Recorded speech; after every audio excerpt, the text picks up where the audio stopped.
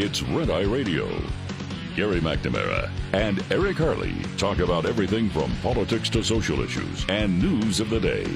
Whether you're up late or you're just starting your day, welcome to the show. From the Uniden America Studios, this is Red Eye Radio. Hello and welcome.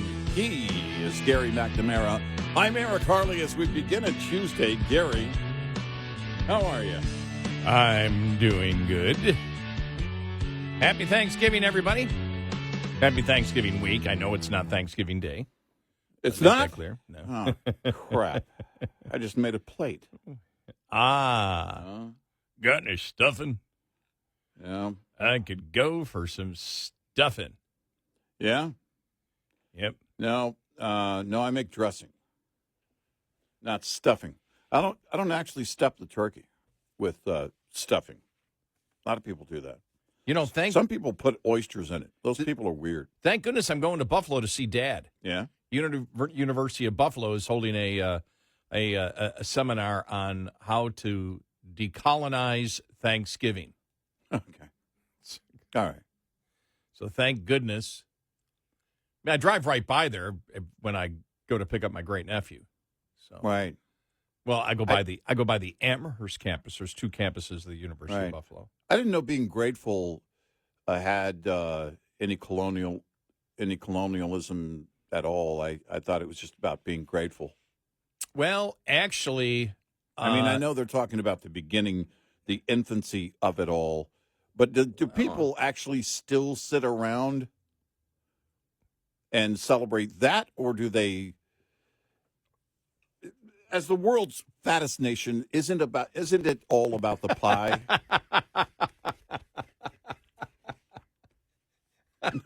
Let's be clear. It wasn't what you said; it was how you said it. As the world's fattest nation. Let's be clear. Nobody's sitting around. Well, I think what we need to do, because if they're at my table, I'm opening the front door. Get out. So when you say the United States carries more weight than any other country, you're not talking about our military might. No. When I say we have tons of citizens, I mean we have tons of citizens. When we sit around the country, we sit around the country. I don't even know what the hell that means. Oh, my gosh. Oh, yeah. So, people taking themselves too seriously. I'm going to be a hero. I'm going to talk about this at the Thanksgiving table. No, you're not, because I have duct tape. I'm trying to think if I'll see any of my... I'm only back for a very short time. I just wonder if I'll see any of my liberal friends. Yeah. And it just piqued my interest going back when I was playing when you came in. Just the Babylon Bee did a video of, how to talk to your racist uncle as a liberal. Yeah. It's. By the way, there was no. You're racist, but that's the name of my next band. I've got to call out. I got to call out the Babylon Bee. Okay. They were just using all the things that liberals have already done. They added nothing new. Right. It was still funny, but they didn't add anything new. I love it. You're racist, uncle. How to talk to your racist uncle. Who always starts every sentence with, I'm not racist, but...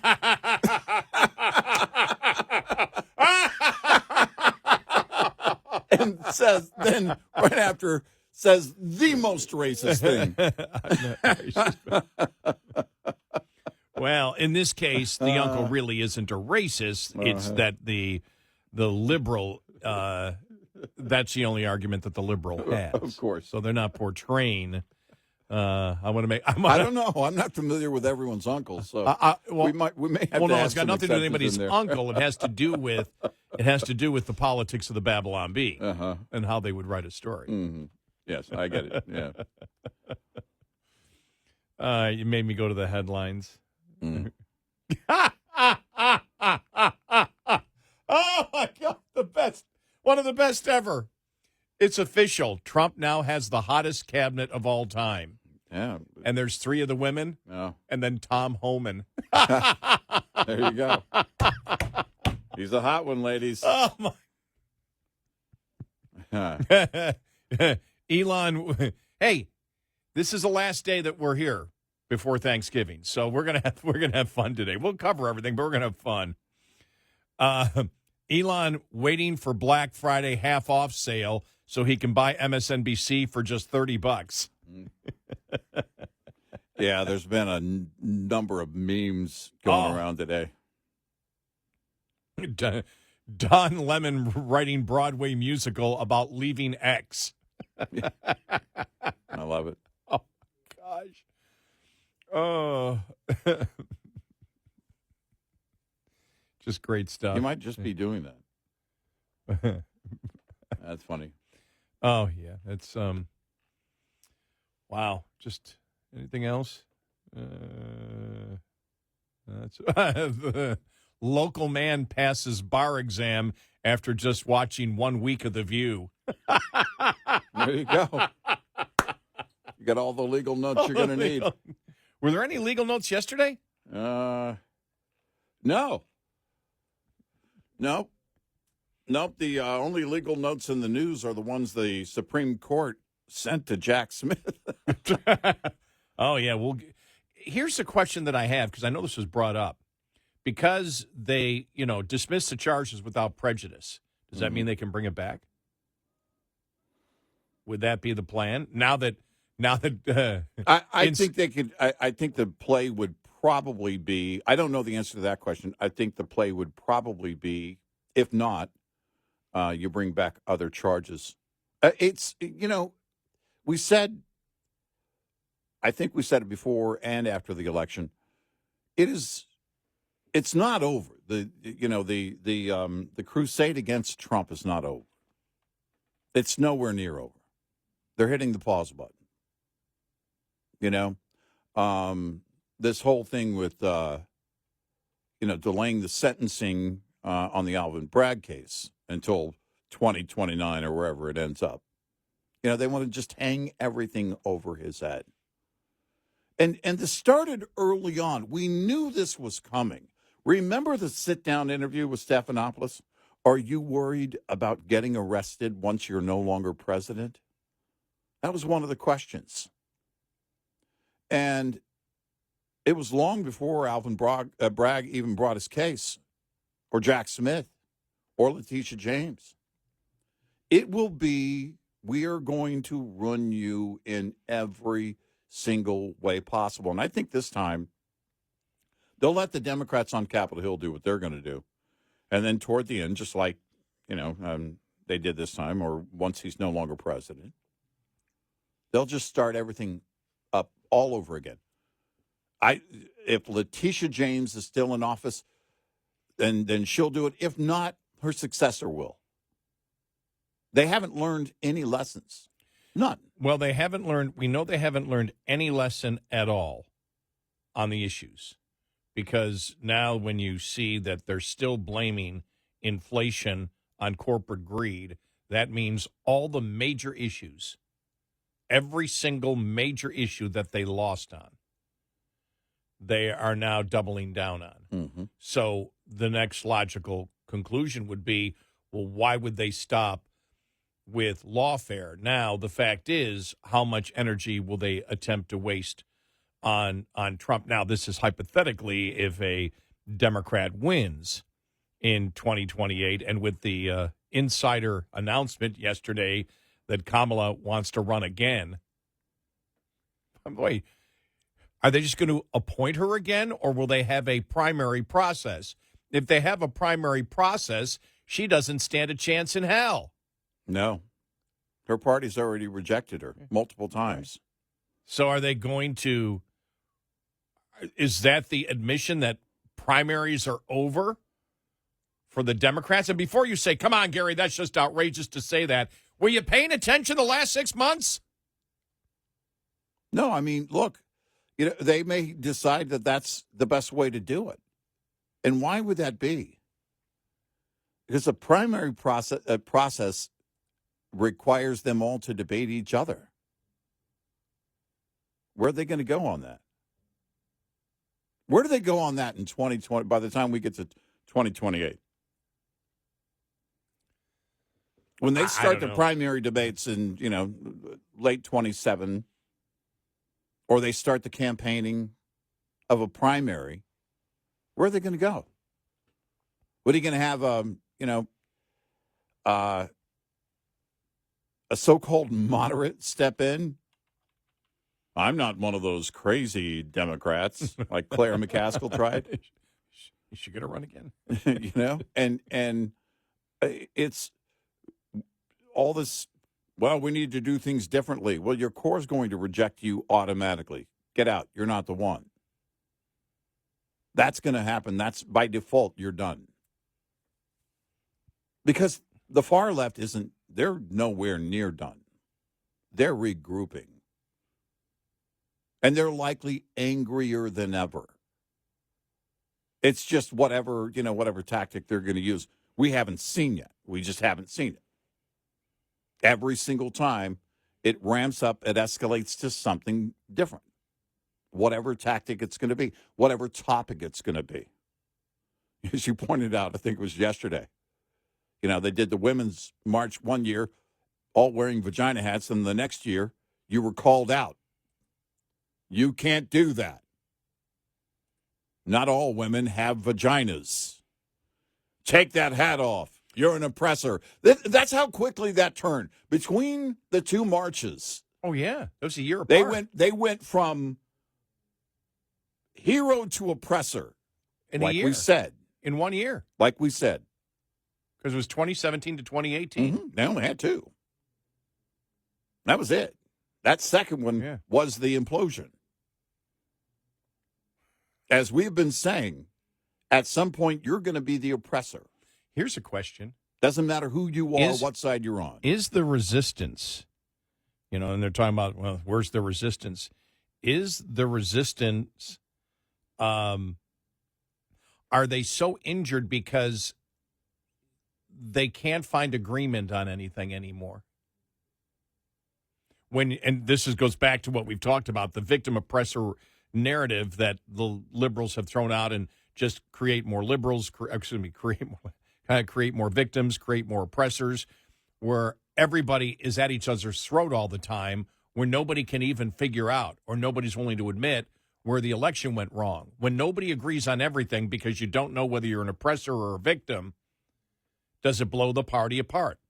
Can you not have a cohesive strategy to have a resistance if everybody believes or doesn't trust anybody else because they see what's going on? Well, there's a lot of lone wolf type feel right now to what's going on in the response to November 5th. But you've got liberals hating on each other, no doubt. And that was inevitable. Again, at some point, you're going to become the oppressor. You are the oppressor now. Doesn't matter who you are. You're eventually going to be the oppressor if you're not already. And people like AOC are finding that out. Because inside the party, with everything that happened, with anointing Kamala Harris, they're trying to figure out who to blame. And this is inside the Democrat. Is it Biden's fault? Is it her fault? And this is before you even get to any of the issues. Mm-hmm. No, where they, because they're kind of going out of their way not to even touch the issues, which if you did, you would know exactly what happened. But no, the blame game is everywhere. It's not a circular firing squad anymore. It's a circular war. And it's full on within the party. I don't know how they bring it together, but they're not done. They'll be loud. And by the way, we want them to be loud, peacefully, mostly peaceful. We want them to say how they feel. Be who you're going to be, as long as you don't hurt anybody else. We got a great show ahead. 866-90-RED-EYE. This report is brought to you by Shell Rotella. With advanced synthetic technology, is designed to help keep your rig running with more mileage and less maintenance. Cold temperatures and water can lead to only one outcome, and ice has no place in a truck's air system. That's why it's absolutely crucial to keep your air system moisture-free as temperatures begin to drop. If a vehicle didn't have an air dryer, the air system would be filled with that water, which can lead to dangerous and costly premature brake failures. To add insult to injury, if it's cold enough, that liquid will freeze, threatening air supply to various systems, including the transmission and suspension. Ice in the air system can also disable the compressor, for example, along with any of the air valves in the system. Make sure your air system is in top condition before plunging temperatures. Put it to the test. Get in touch with Red Eye Radio, toll free at 866-90-RED-EYE.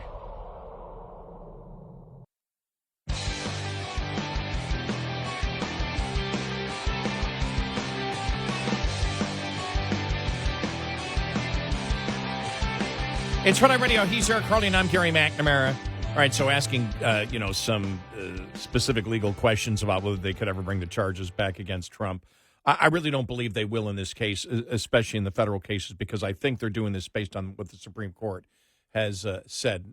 And it doesn't really matter whether they bring any of the cases back. They're all going to go away because of the court rulings. Yeah, it'll be something, something different, I suspect. It'll be, whatever it is, whatever they come up with. They pulled it out of thin air to begin with, and whoever the next hero wants to be.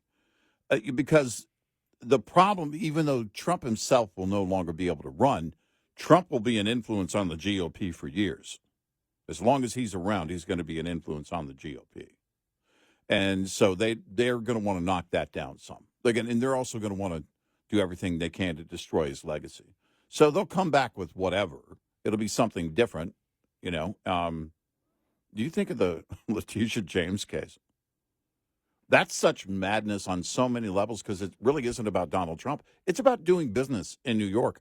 It's about doing business really anywhere. If that kind of approach from attorneys general in any other state where they have a like mind of Letitia James starts to spread, any negotiation, selling or buying anything becomes extremely risky, and doing business in any of those states becomes a great risk. And again, there's no self-awareness for Letitia James. I think the argument for that they will not go after Trump, and I'm looking at all the different possibilities, is the fact that they went after him because they wanted to keep him from running for office again. They wanted to punish him, but they wanted to keep him from running for office.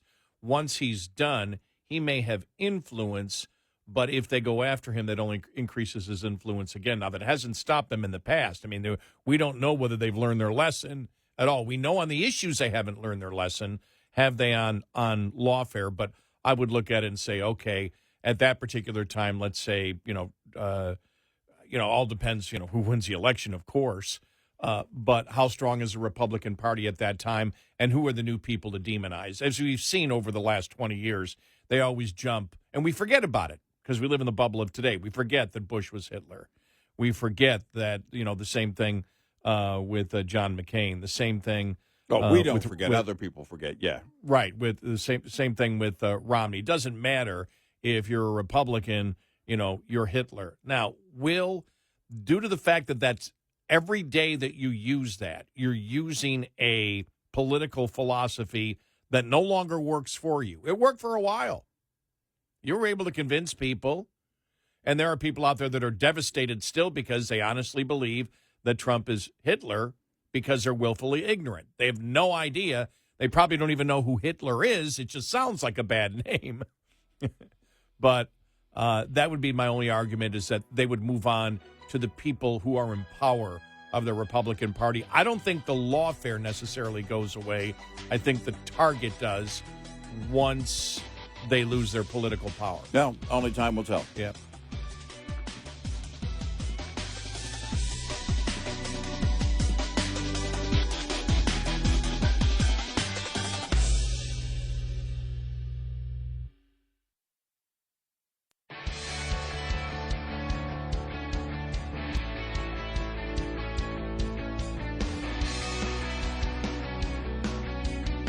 Over the river and through the woods, it's Gary and Eric, on Red Eye Radio.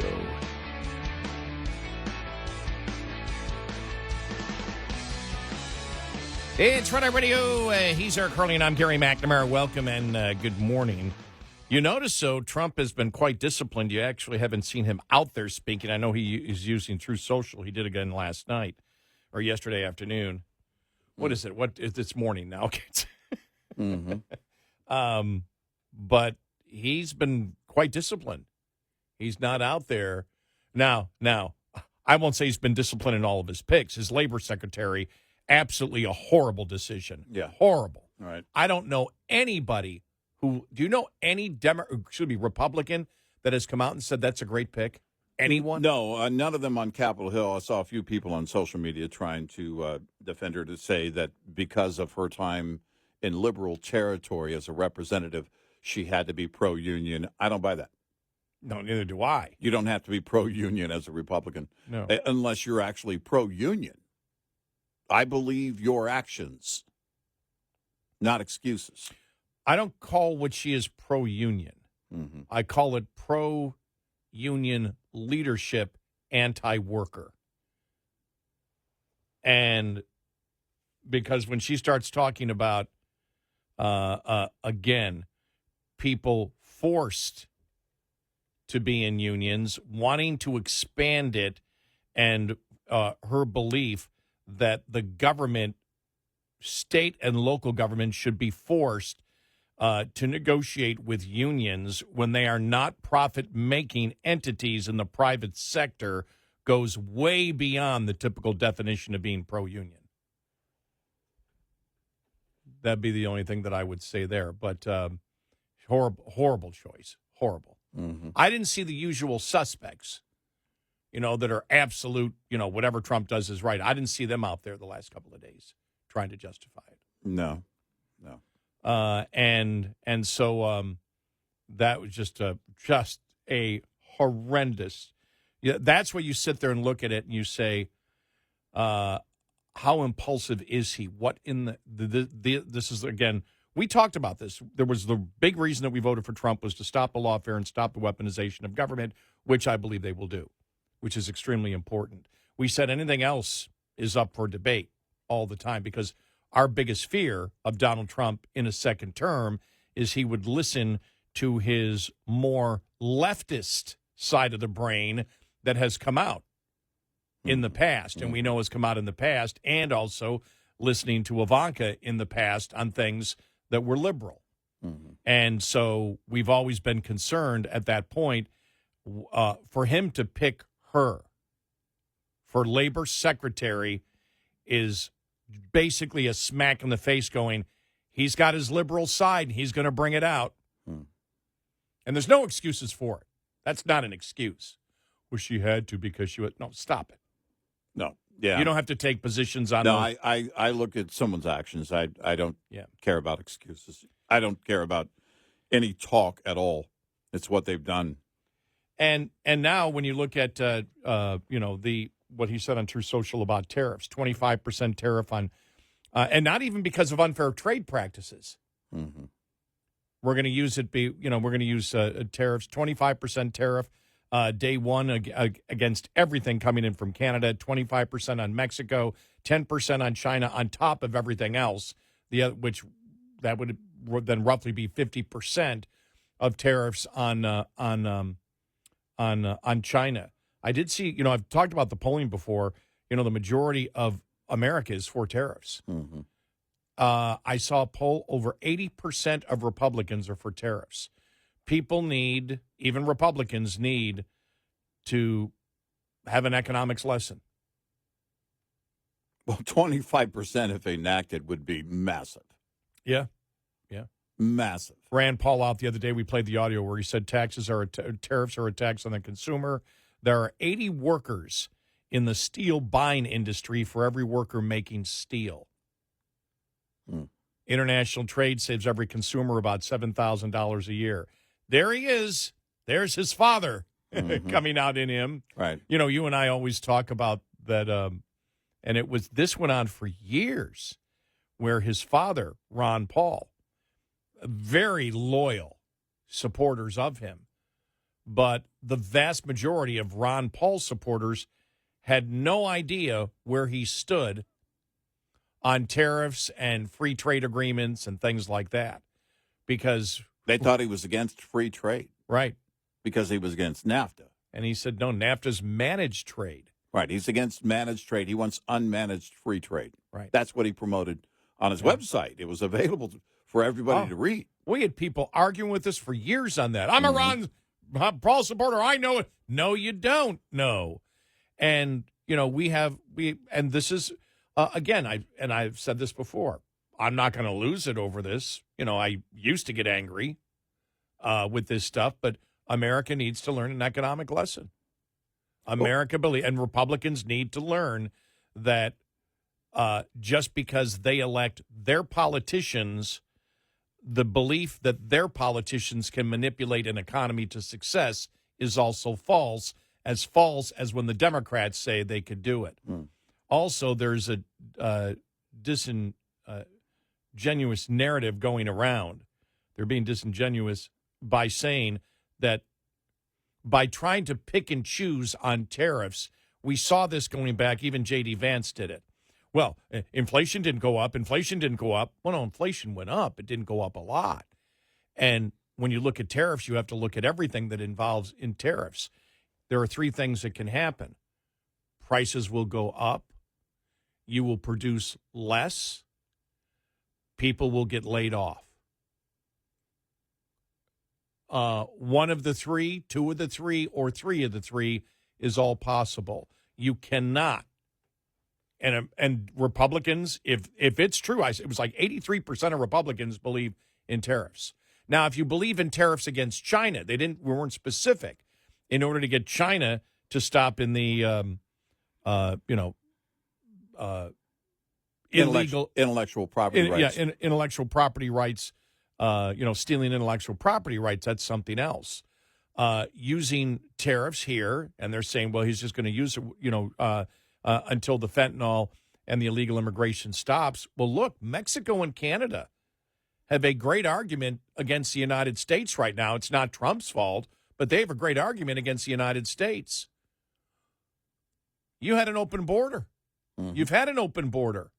You're not closing your border. Now, what you want to get is the cooperation. Maybe this will work temporarily. But if you put 25% tariff, remember, Canada is our biggest trading partner. Texas does massive business with Mexico.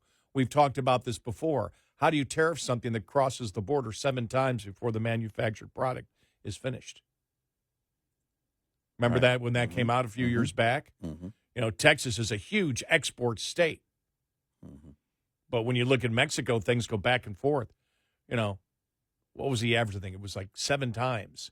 Manufactured products go there, come back here, go back there, come back here, go back there. Is it tariffed every time that it comes across?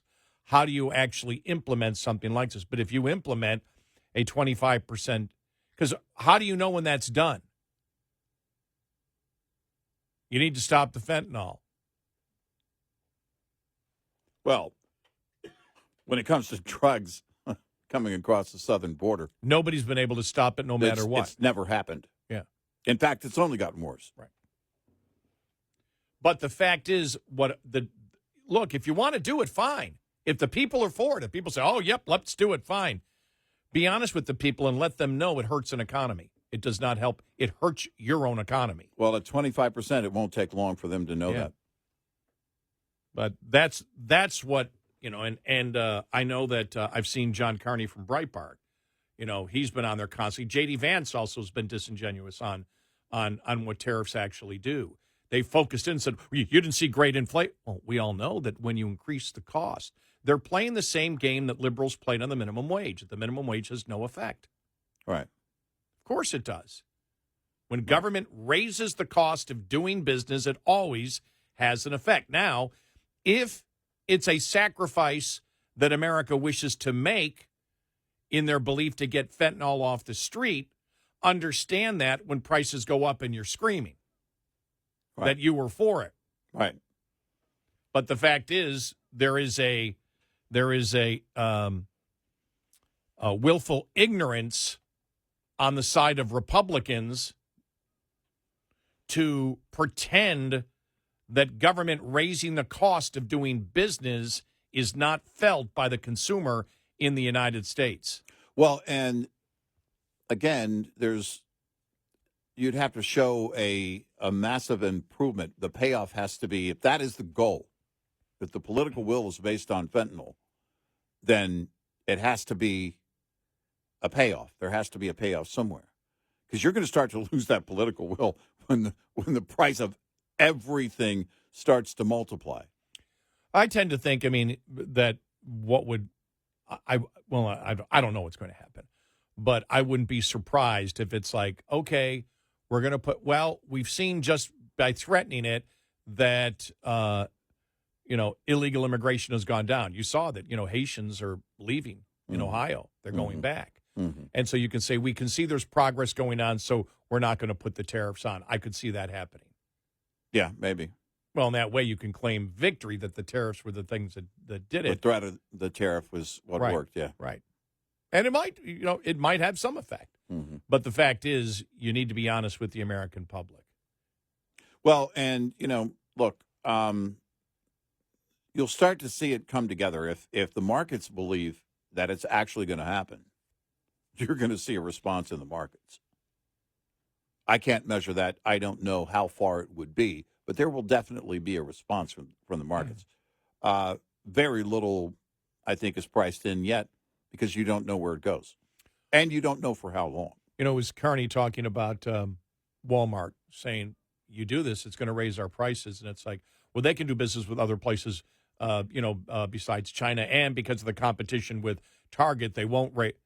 At least he was finally admitting that it does put pressure on companies, that there is harm that is done by tariffs. And that's a good one, because during the campaign, that's not what they were talking about. They were strictly talking, and you and I noticed it and said, they're just talking about inflation. Well, this didn't lead to massive inflation. No, but it led to job loss. Wall Street Journal documented the job losses with the steel tariffs. Mm-hmm. Steel companies the steel companies that make it do great. Mm-hmm. Sure. But the increased costs layoffs, as Rand Paul said. If you're talking about steel, for every 80 there are 80 workers in the steel buying industry for every worker making steel. Yeah. So those people are affected by the increase of cost. Mm-hmm. That's the thing that gets to me, is the fact of Republicans who for years were intellectually onto it and understood that raising the cost of doing business is going to have a negative effect. If you're going to put a minimum wage in, there will be a consequence because of it, and then completely denying that, tariffs are only a positive. Mm-hmm. There is no negative to tariffs. Mm-hmm. Well, then everybody would have 100% tariffs. Why don't they? Right. Every nation would have 100% tariffs, and we'd all be booming, right? Mm-hmm. But in this case, when you look at, okay, you take away China, and you take away Canada, you take away Mexico, well, then where are you buying your stuff from? And who's going to produce it? You just don't magically, because you implement tariffs right away, that doesn't all of a sudden generate producers here in the U.S. No, it does not. Because you're talking about everything. You're not talking about what we're set up to produce now. Right. Talking about everything. Everything. There's a lot of things we're not set up to produce. We'll see. Yep. 866-98 Red Eye. We'll be right back with more Red Eye Radio with Eric Harley and Gary McNamara.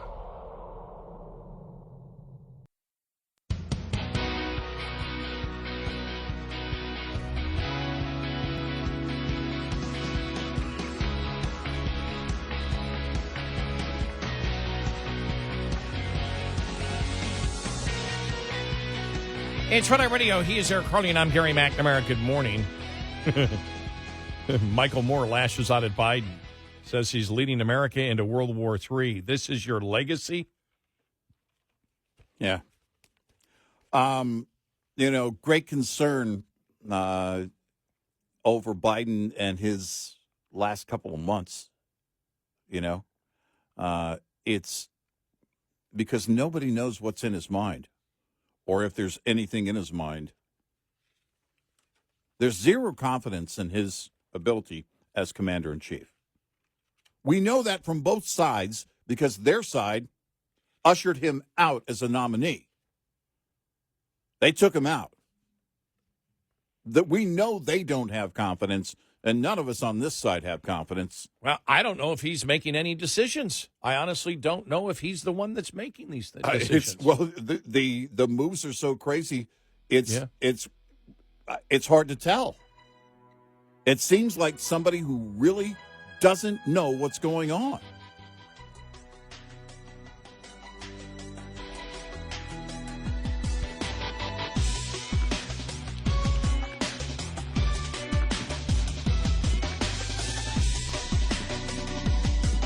Top of the Hour News is brought to you by House Products. Visit houseproducts.com. This is Red Eye Radio on Westwood One.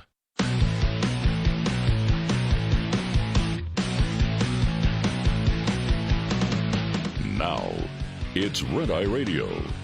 Gary McNamara and Eric Harley talk about everything from politics to social issues and news of the day. Whether you're up late or you're just starting your day, welcome to the show. From the Uniden America Studios, this is Red Eye Radio.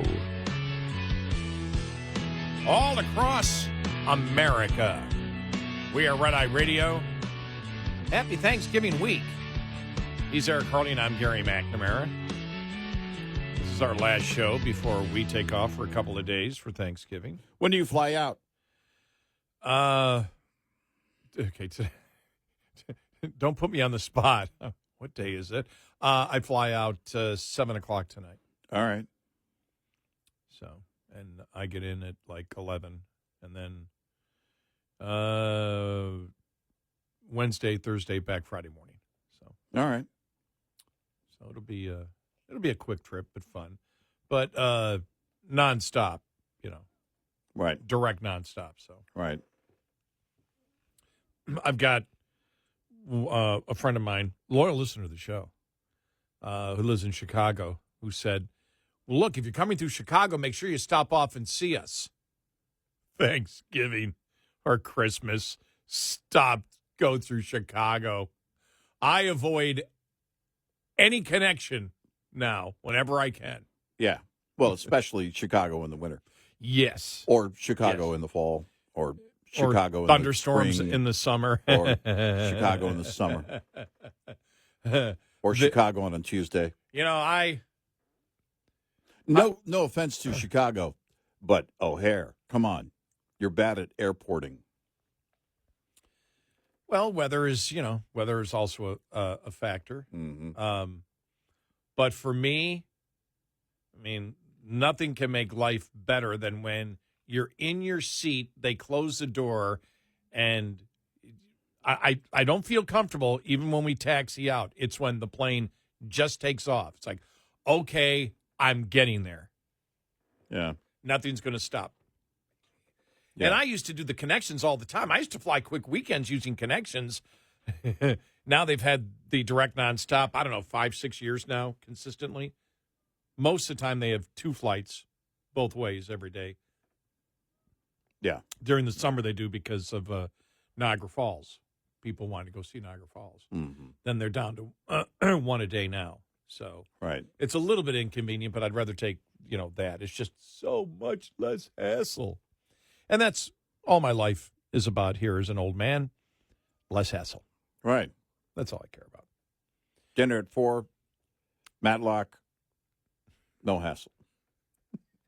Little Murder, She Wrote on the weekends, get a little crazy. Come on. Walker, Texas Ranger. Oh, getting really crazy, huh?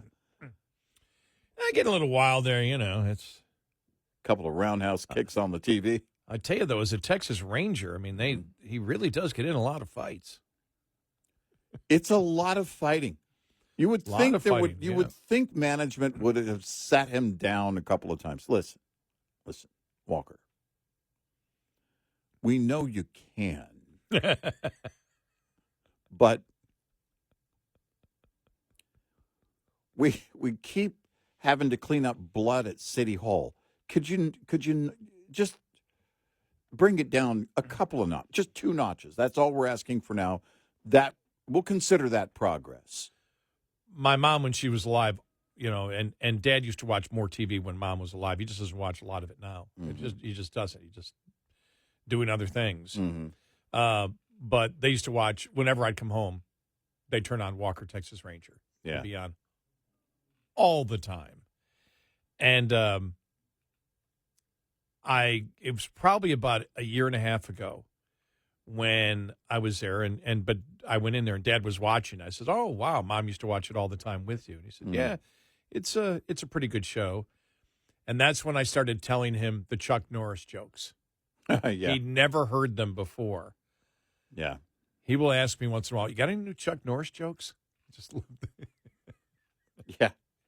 Because they are great. I mean, it's wonderful. And I think he responded one time. I think he was on with Hannity one time, and Sean asked him, "What do you think about it?" And, it's okay, Yeah, they're fun.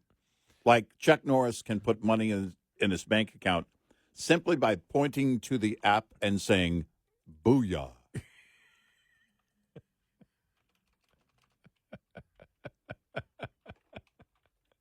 It's true. There's just so many of them are so. Booyah. There's websites. I mean, there's so much. Okay, we need, now I need our audience to do something for me. You don't even have to record it or anything. Just do it. Just promise me you'll do this. At some point during Thanksgiving, at the table, you'll just say the word "booyah." Just say it. Booyah. Just one time. Just booyah.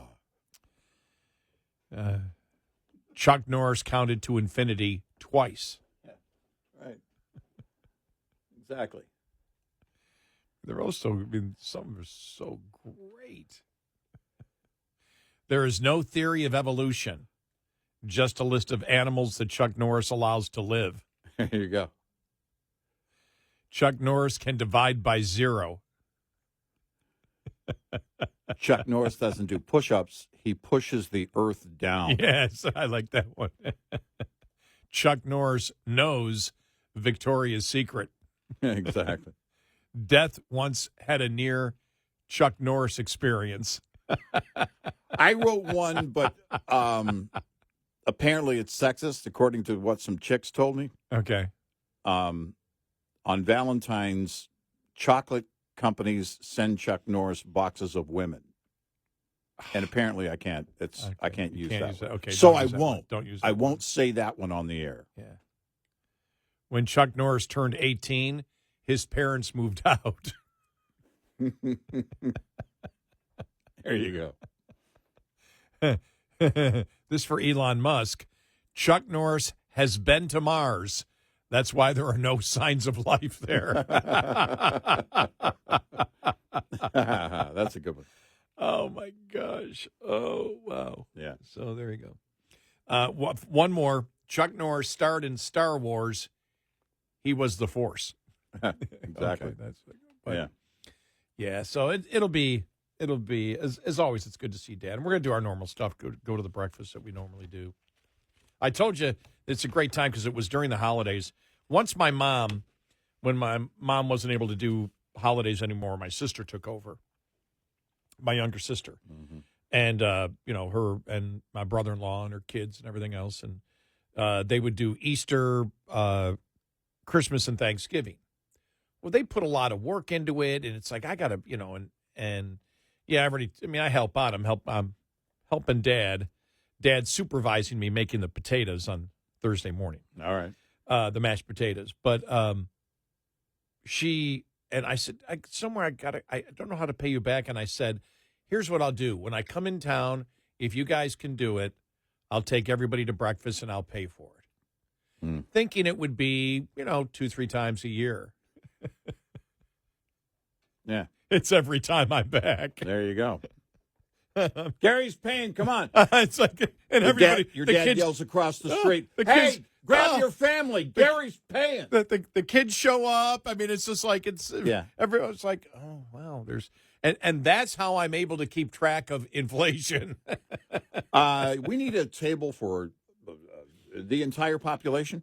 Well, I mean, we have to sometimes put together, two of the big tables, and so it's.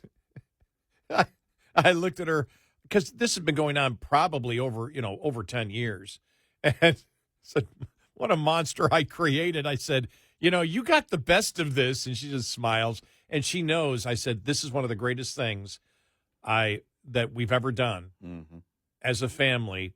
That when I did it, I didn't know it was going to turn out like it." Yeah. Because it's really become, and we've already agreed, and it's like, when Dad's gone, we still continue to do it. But I don't like saying that because I'm like, who's going to assume he's going before me?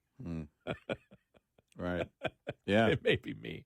So, but it's like they want to continue the tradition whenever I come into town. And it's great because we know everybody. We know all the servers. We know the owner of the place, the little place, Marty's in Clarence Center. New York, just a couple of blocks. Remember the airplane crash? There was an airplane crash. The plane that came straight down. If I can't think of I can't think of this. It was a turboprop. Killed 50 people. Came right down. Came straight down. You can't believe it. It came just 2 blocks from the restaurant. Little town of Clarence Center. This thing came down straight down. They stalled and came straight down, right on the house. You can't believe when you go there. There's a memorial. You can't believe how close the 2 other houses are. That can't be a plane crash. They didn't rebuild those houses. Those houses are 80, 90, 100 years old. Because, no, it came straight down. And wow. I remember being on the air that night because it's a flight path that goes right over my father's house. Probably by the way the crow flies, probably a mile and a half from my dad. Yeah. And so, but it'll all be good. It'll be fun. Yeah, good. One thing that I noticed over the last couple of days, I think a lot of everybody did, and I'm sure a lot of it's because of Elon Musk. This is an exercise in futility for the left. I played you some of the audio, and I can't. Everybody's cursing now on the left, whether it's MSNBC. I can't play audio cuts because there's too much cursing going on. We need to get a podcast, then we can swear. Yeah, we're not cursing enough. That's the problem. We're not. Well, they're just everyone. I mean, on MSNBC, and I had the audio cut from from Joe Scarborough, and I was like listening to it. It's like, okay, too much cursing in it. Well, he's furious. There is no accountability. Somebody can write something that's a lie on X, and there's no accountability whatsoever. Sure, there is. There's community notes. You mean like Donald Trump colluded with the Russians to get elected in 2016? Oh yeah, there's that. Where's the accountability for you? This is the best Joe Biden you've ever seen. F you if you can't handle the truth. F you if you can, exactly. But that they were, that was on MSNBC, CNN. They were getting into it. Let me play this here because this is hilarious. This is Scott Jennings here. And here we go. Listen to this. All right. I'm not going to give any background yet on it. I'm going to play it first and give you the background on it after. Here we go. Also, I heard what you're saying about X. I saw a survey this week. It's now the most ideologically balanced user platform. Scott, of any platform. stop. It's too early. I just sat down. I've only been here for 2 minutes. You're going to be embarrassed cannot when continue I tweet to out say after the show, but you it's cannot true. say that. So- So that's the case. So Who's the source? what I find, we reported it on this network. And It's not accurate, and you know it. Oh, did you hear what he said? Mm-hmm. Because we played it the other day. Mm-hmm. They were talking about the study that shows CNN was running the story. That's what he goes, right. We were running the story. Right. And they showed what the bias was of X. Yeah. When it was basically censored, and then what it is now, and it's almost 50-50. And they're just throwing a fit, and then you've got it on MSNBC, on CNN. Everybody in the left's going crazy because X is exactly what you want in free speech. Mm-hmm. I'm not afraid. We're not afraid. I'll say we, because I mean conservatives, we're not afraid of what the other side has to say. We're not trying to censor the other side. If somebody on my side lies, I'll tell you they lied. In fact, you and I have talked about this. We don't need to lie. We don't need to exaggerate as conservatives, so don't do it. Don't try to get that extra oomph by putting something out there that isn't true. It doesn't help. It only hurts. We don't need to lie. Democrats have to lie because they can't defend the positions that they hold. Yep. But they're just going, great. This is an exercise in futility. You're not getting rid of X. No. It's not going to go away. And there is no formula for the government to come in and regulate misinformation because the government is the biggest purveyor of lies and misinformation. Well, what's funny is it's gotten so bad that, she's arguing with him, with Scott Jennings, and he says, we reported it here on CNN. And she says, it's not accurate. They don't even believe their own network. Well, here we go. This is this is what's going on. The victim oppressor relation, the narrative that's out there. They don't trust anybody. Nobody. This isn't talked about enough. And I'm glad you brought that up. That she said that because it fits what we talked about in the first hour. Nobody trusts each other anymore. No. You build so many victims. You build so many oppressors. Everybody is screaming. Nobody is connecting the dots. Everything is rage-driven, as Jonathan Turley has coined it. The politics of rage. Everything is the politics of rage. So you turn the rage on each other, and there's distrust across. Forget about Republicans. Mm-hmm. They don't trust their fellow Democrat who's sitting next to them anymore. Yeah, I mean, look, it really is, used to be that the networks would all report on each other, right? Oh, over at Fox News, over at CNN, over at MSNBC. Now CNN is going, CNN aired a report that isn't accurate. They're calling themselves out. They can't. This is the liberal circular firing squad that is going to continue. It's, and to whatever end, I don't know where it ends. I can't tell you that. CNN did the story. She doesn't believe it. It's not accurate, calling out her own network. I love that. Lawrence O'Donnell was cursing like crazy on MSNBC the other day. Yep. The F word, GD, just left and right.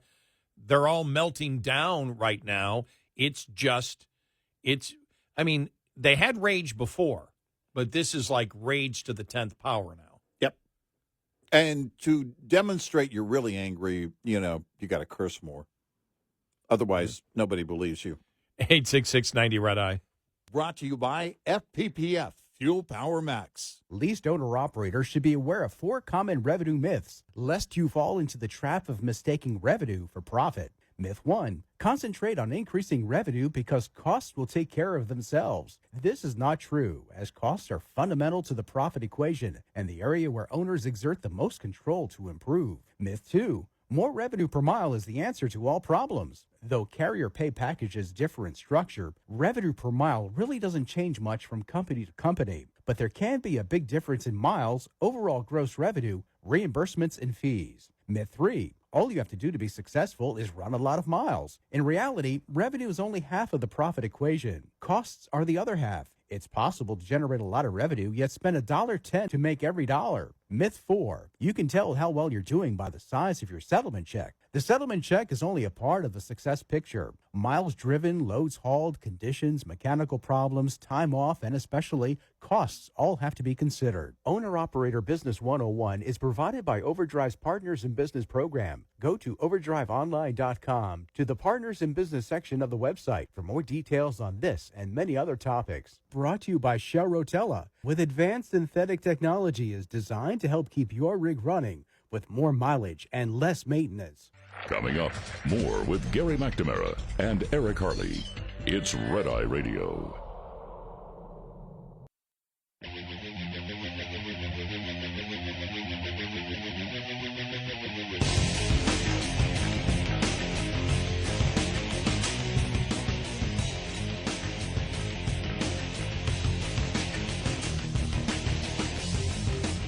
Trinidad Radio, he's Eric Harley, and I'm Gary McNamara. Welcome and good morning. Thanks so much for being here this morning. Coming up, some of the mainstream media coverage of Jack Smith filing to drop the cases against Donald Trump. Michael Moore lashes out at Biden. He's not happy at all. He's cursing. Everybody's cursing on the left. Said he's leading America into World War III. You know, the interesting thing is when the report yesterday, sources saying it was all over the place that Kamala wants to run again. This is how lost the Democrats are. Yeah, they don't have anybody else. She's still the one. Wow.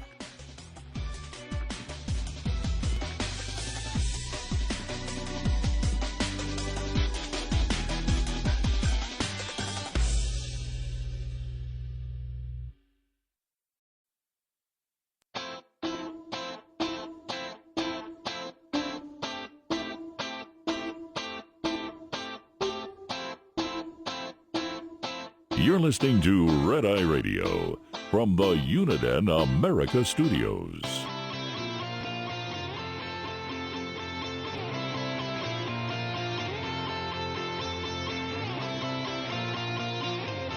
It's Red Eye Radio. He's Eric Harley, and I'm Gary McNamara. Welcome and good morning. We've talked about some of the things that we see out there that have really encouraged us. One of the things we've talked about is the radical transgender movement. And now the organized effort to show America how insane that is. And it's something that you and I had been talking about for years and frankly felt alone because other shows, even conservative shows, weren't bringing it up. It was almost looked at, wow, that's a sideshow circus. That's not going to go anywhere. Mm-hmm. And we said, no, it's not. This is serious, and it's going to harm women. And we saw it coming, and now there's a great deal of satisfaction to see that you have organizations of women that are fighting this and pounding on it each and every day, which I think is just absolutely wonderful. The other thing is something that we've been saying for the longest time on the show, and even just probably a year and a half ago, 2 years ago, people would call up and say, well, Democrats are always going to win because they've got the media in their pocket. And you and I have said, really, especially over the last decade, it's been increasing. We've said, no, it's not going that way. They're losing audience. They're losing audience. They're losing audience. They're losing audience. And now, yesterday was just one of those examples of the day where I went, all right, this is really good.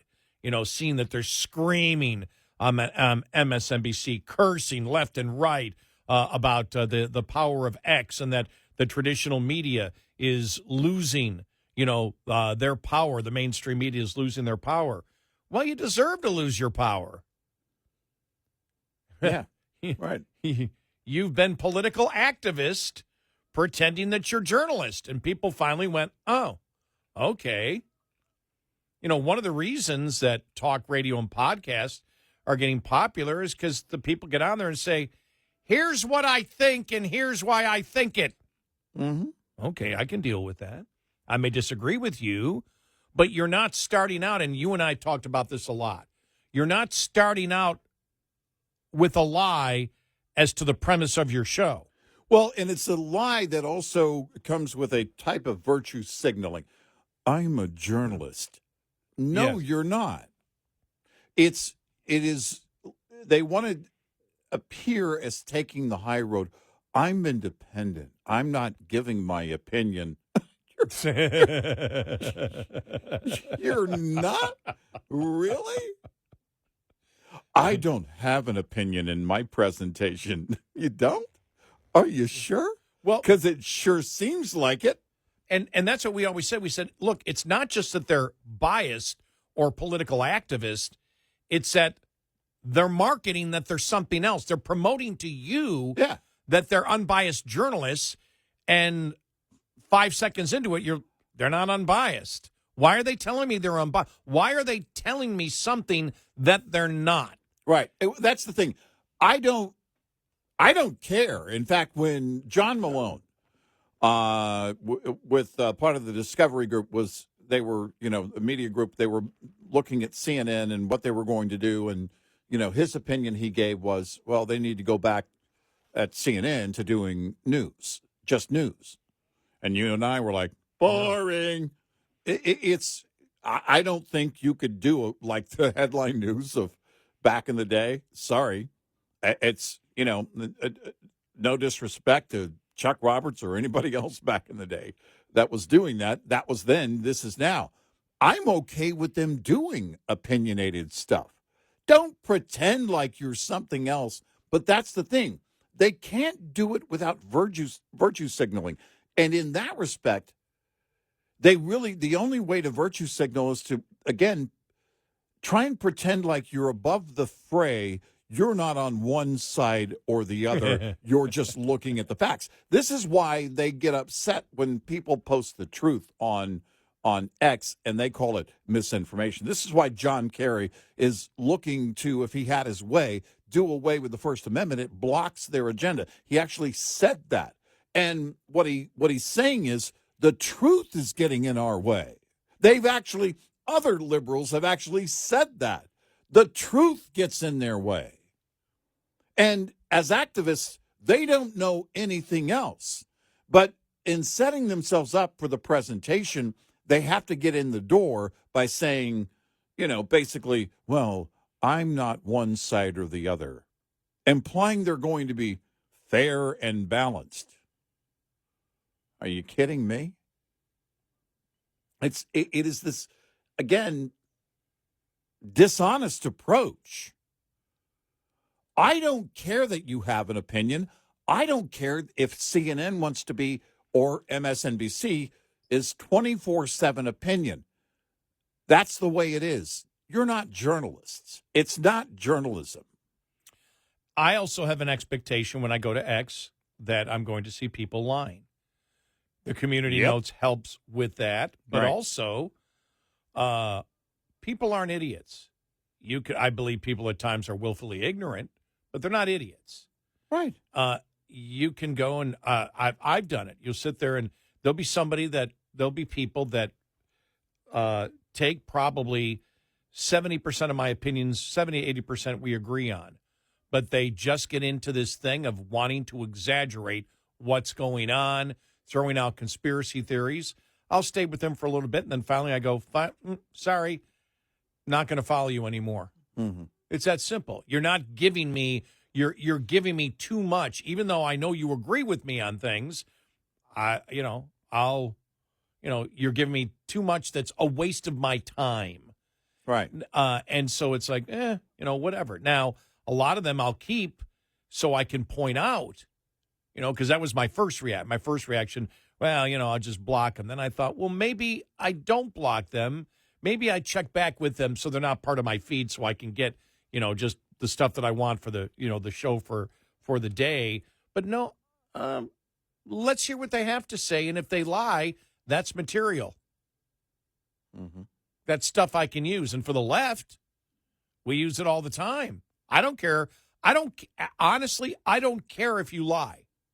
I wish we wouldn't. I don't want our side. I don't believe there's any reason for conservatives to lie. That's the other thing that ticks me off when I see people that are promoting themselves as conservative and mostly are. Now, maybe not all the time, but mostly are, and then feel this need that in order to get the point across, they need to exaggerate something to the point of being a lie. And then when it's found not true, they're just quiet on it. Mm-hmm. I don't like that coming from the side of a conservative because it's not necessary. But if they do it, I can't stop them, and I'll use it as material, as you and I have in the past, whether it's somebody on our side who doesn't tell the full truth or attempts to make a point that isn't the truth, or the left, which is almost everything that they talk about, every major issue they talk about is a lie. Inflation was caused by corporate greed. That's a lie. Any economist knows that's not true.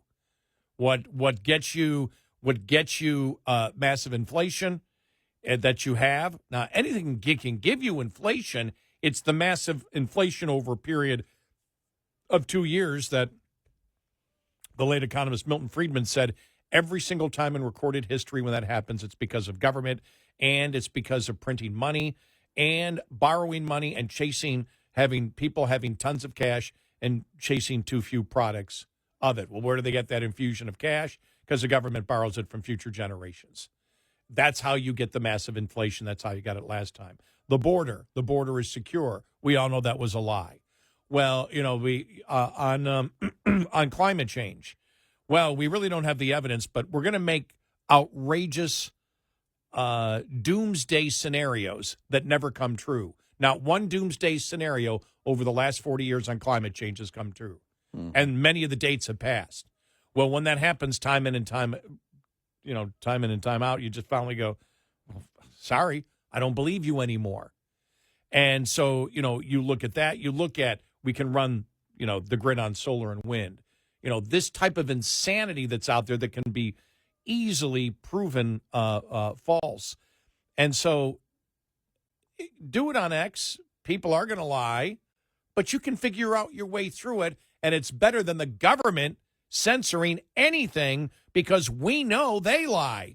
The biggest lies told over the last 5 years have all come from government. Yeah, right.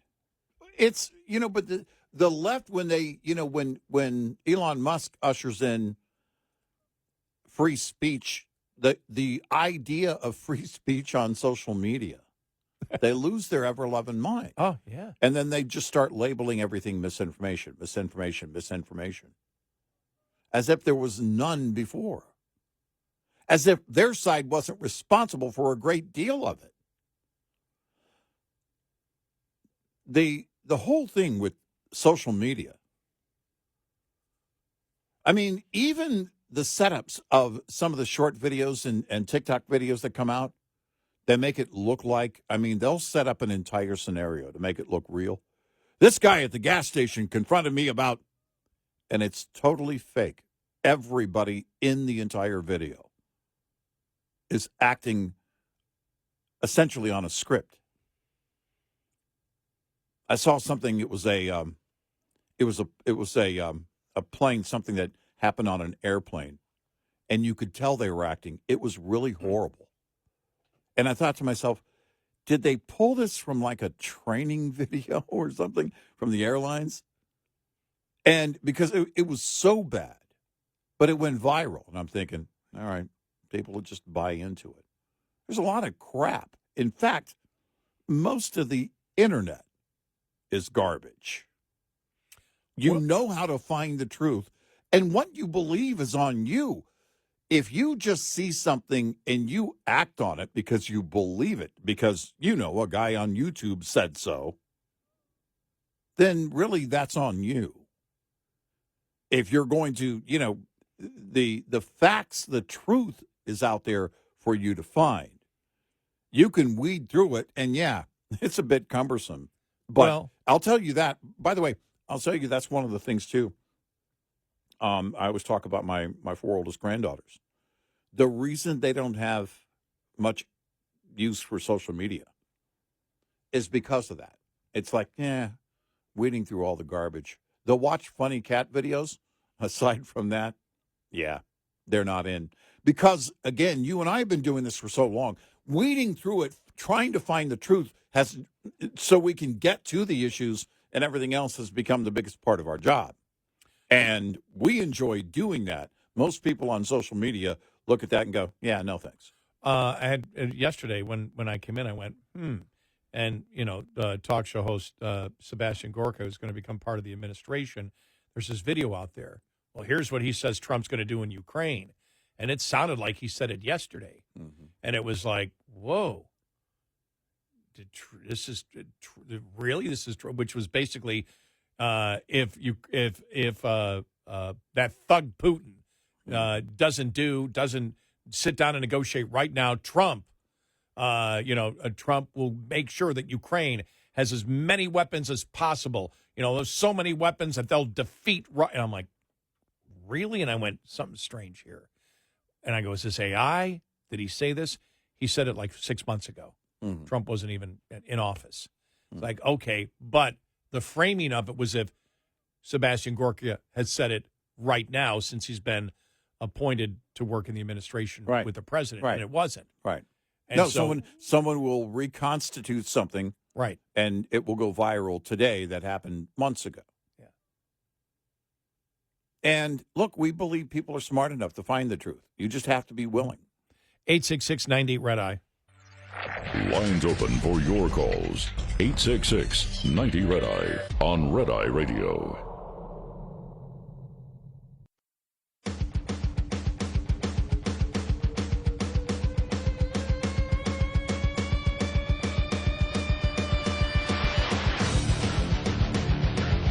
It's Red Eye Radio. He's Eric Harley, and I'm Gary McNamara. Coming up on the top of the other hour, a couple more comments on the whole free speech thing and X. And they've gone, the liberals have gone nuts since, Elon Musk has been joking about buying MSNBC. You saw Jim Vandehey, the CEO of Axios, just went off they were being honored. Axios was being honored by the National Press Club. And he was going off because Elon Musk told the X users, you're the media now, right? In other words, you can do the fact checking on your own. You can, like what we say. We said this for years. And he said this, by the way, on Rogan recently. Don't even believe what I say. Don't believe what we say. Go out and find the truth for yourself, right? And that's the whole idea.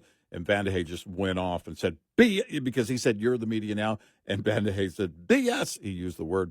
He said, you're not the media now, because Axios is just losing audience and revenue, and X is growing. They're livid. They're over-the-top livid that people have the ability to find the truth. They thought they had control of everything, including social media, for the longest time, and they don't anymore. They're quite fascist-like, are they not? Yes, they are.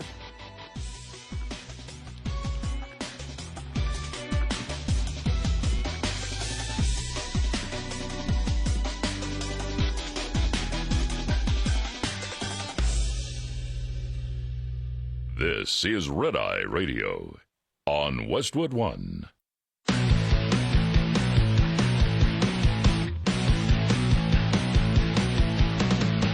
Now, it's Red Eye Radio. Gary McNamara and Eric Harley talk about everything from politics to social issues and news of the day. Whether you're up late or you're just starting your day, welcome to the show. From the Uniden America Studios, this is Red Eye Radio. All across America. He's Eric Harley, and I'm Gary McNamara. We are Red Eye Radio. Good morning. Happy Thanksgiving week. Yeah. The big question when I travel to Buffalo to visit my sister, will I sit at the grown-up table or the kids' table? That's always a decision every year, which I do not make. I sort of am assigned it. Yeah, who makes the decision? Is it one person? Is it a consensus? Do they vote? Is there a ballot box? Well, no, it's sort of an electoral college thing. Oh. Yeah, you're basically told in the end. Yes, Yeah. Well, they're going to do a vote. They're taking a California vote, so I'll know the results by New Year's. Right. Well, good. Way to be Nevada. You know what my schedule? You know what my schedule is? Wednesday, go to breakfast. After that, take a ride. Always got to take a ride with Dad. Because when you get to be 98 and a half, there's not much you can do. You can't go out and throw the ball with Dad. Right. Yeah. Dad, you want to have a catch? Right. Son, would you like me to be alive in an hour? Dad, tackle ball. Let's go. He did it one time. He was out there, and he'd be in his mid-80s, and he was playing, and he fell down. He's bruised all over the place. Like, Dad, you can't be playing football where you're falling on the ground in your mid-80s. Yeah, one of my brothers-in-law, and he wasn't anywhere near 98 and a half at the time, came out one Thanksgiving, and my nephews, his sons, were out there just throwing the ball around. He said, come on, let's do a game. And so it was 2-on-2. He has 3 sons, so they decided to go 2-on-2. And he goes at it full bore. And they're playing, by the way, on pavement. It's not even on grass. It's an adjacent parking lot. And they're out there playing, and he goes full bore. Now, all three of his sons, my nephews, played ball. And they're huge. So Dad decides to go, their dad decides to go full bore and later regretted that. He limped around for a little bit after that. Yeah, Dad was like, he was in his mid-80s, so he wasn't 90. It wasn't anywhere in the last few years. But then probably meet. We've done it for like we've done it since, did it before COVID, yeah. Get together with my best friend Jeff and his wife Holly and go to a pizza place. All right. For senior light beer happy hour. All right. Which is at 10 a.m.? No, if dinner's at 3. About 4 in the afternoon. Oh, okay. Probably meet about 4 in the afternoon. All right. And then Sunday will be get up, make potatoes with my father, and then go over to my sister's and back on a plane. Okay. On Sunday or not Sunday, on Friday and back here. So that's all right. That's the schedule. Won't be doing much exercise though. Yeah. Well, that's okay. All right. That's all right. Yeah. I think of the last time that I did a turkey bowl. The turkey bowl games that people, hold on. Mm-hmm. And we had played the year, but we had played, it was 94 we had played, and everybody showed up from the radio station that I worked at in Buffalo at the time. Mm-hmm. Then 95, which means I would have turned 40 at that age. All right. It was the last time I played in a turkey bowl game. We showed up, and nobody from the station showed up. Oh. There were 3 people. That was it. Nobody else showed up. Like, we're just going to go, and all of a sudden these young kids come in. They're all 18, 19. Hey, we need some extra people. You want to play? Sure, I'll play. You guys want to play? Yeah, let's play. We're getting ready to kick off, and I went, 1 or 2 hand touch. What, are you out of your mind? It's tackle. Yeah. Oh. I can still remember.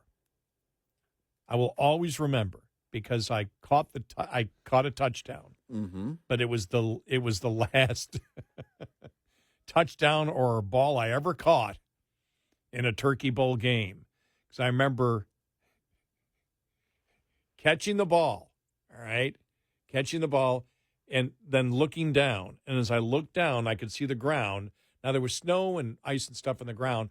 But as I'm coming down, as my leg's coming down to hit the ground, I can see a guy coming right. And he's not doing it on purpose, but he's coming right at my knee. And I could see this in the split second coming from the side where he's going to, my foot's going to hit the ground and he's going to hit my knee. And the thoughts that went through my head at that point is, I'm going to get a blown out knee. Well, as soon as I hit the ground, he hits my knee.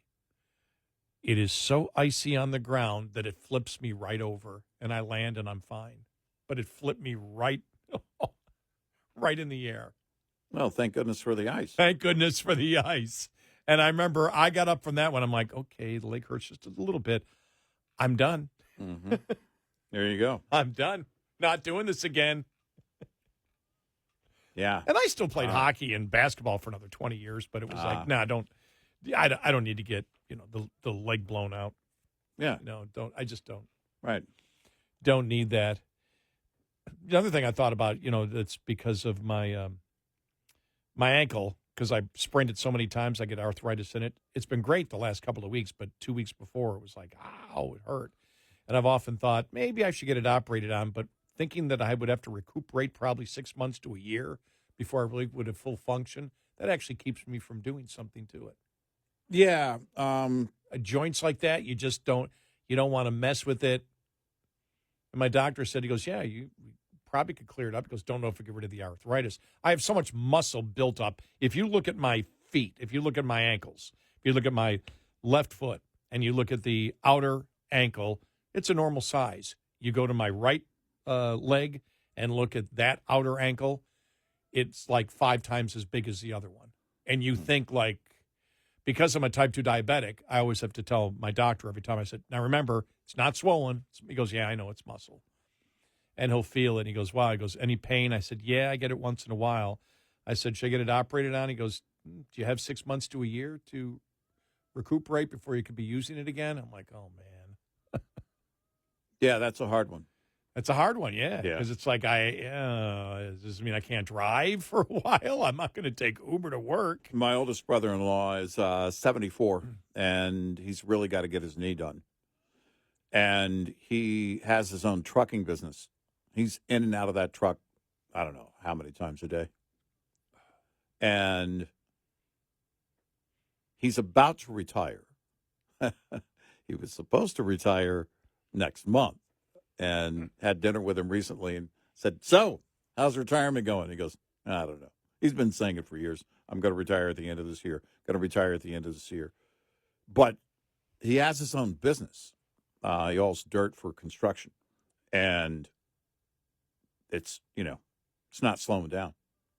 And at 74, he's not either. But I said, the clock is ticking on that surgery. Because at some point, you get to a point, they won't do the surgery. At his age, he's got a heart condition too. They won't do the surgery if he gets older. Is this too much older? Knee replacement? It would be knee replacement. Yeah.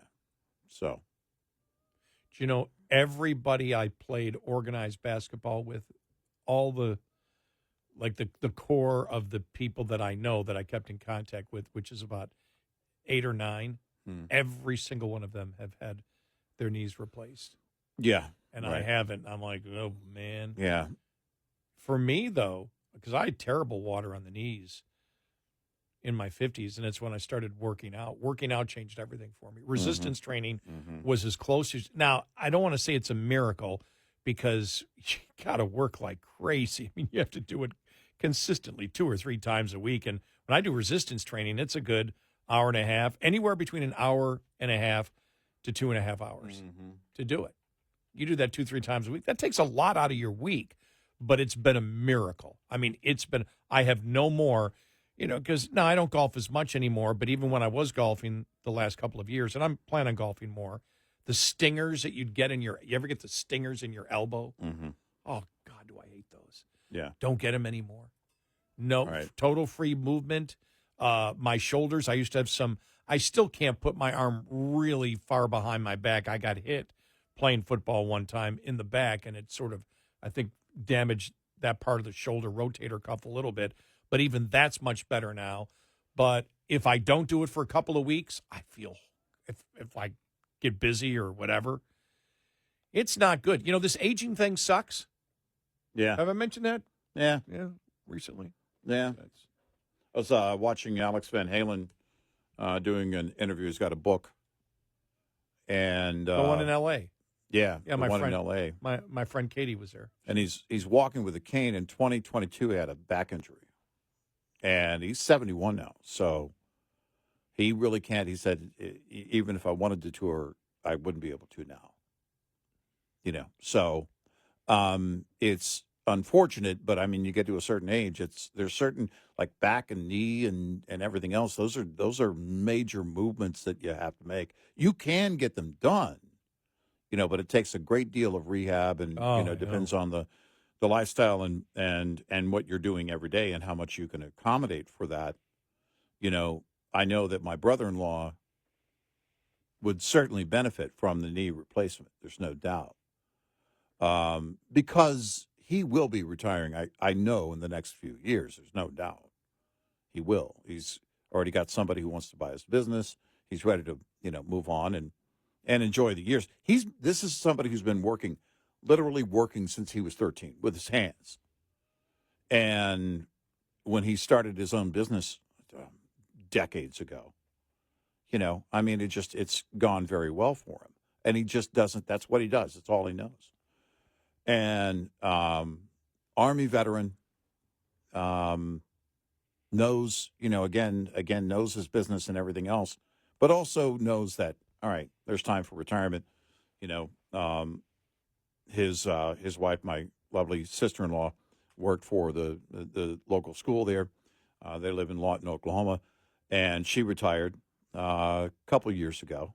And so, it will be time. And at that point, then you can kind of accommodate for the rehab part of it. Right, yeah. Uh-huh. But you have to accommodate, too, for what the risks are for the surgery itself and everything else. It isn't a simple decision.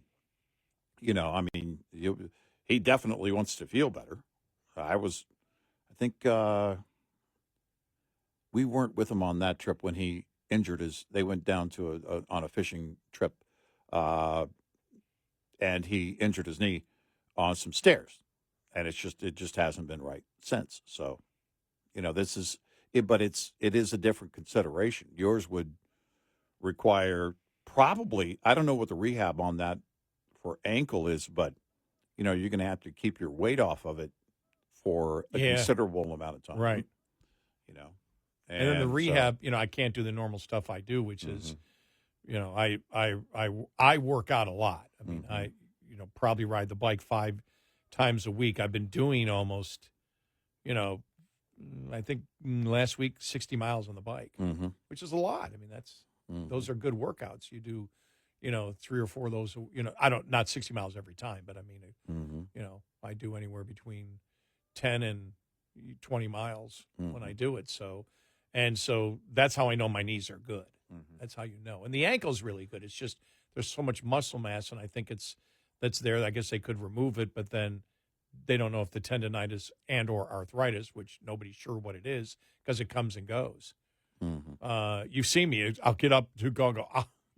Everybody knows me limping down the hallway here.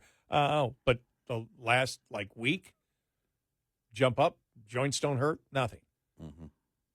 Yeah. And so I wonder, because allergies now are starting to go away here, my ragweed pollen. And I think, do allergies affect your joints? Well, inflammation, I would think that, if it affects, it gives you an issue with inflammation, that would affect other things. I don't know because sure. it comes and goes. Yeah, and right. I really don't take any even over-the-counter pain medication.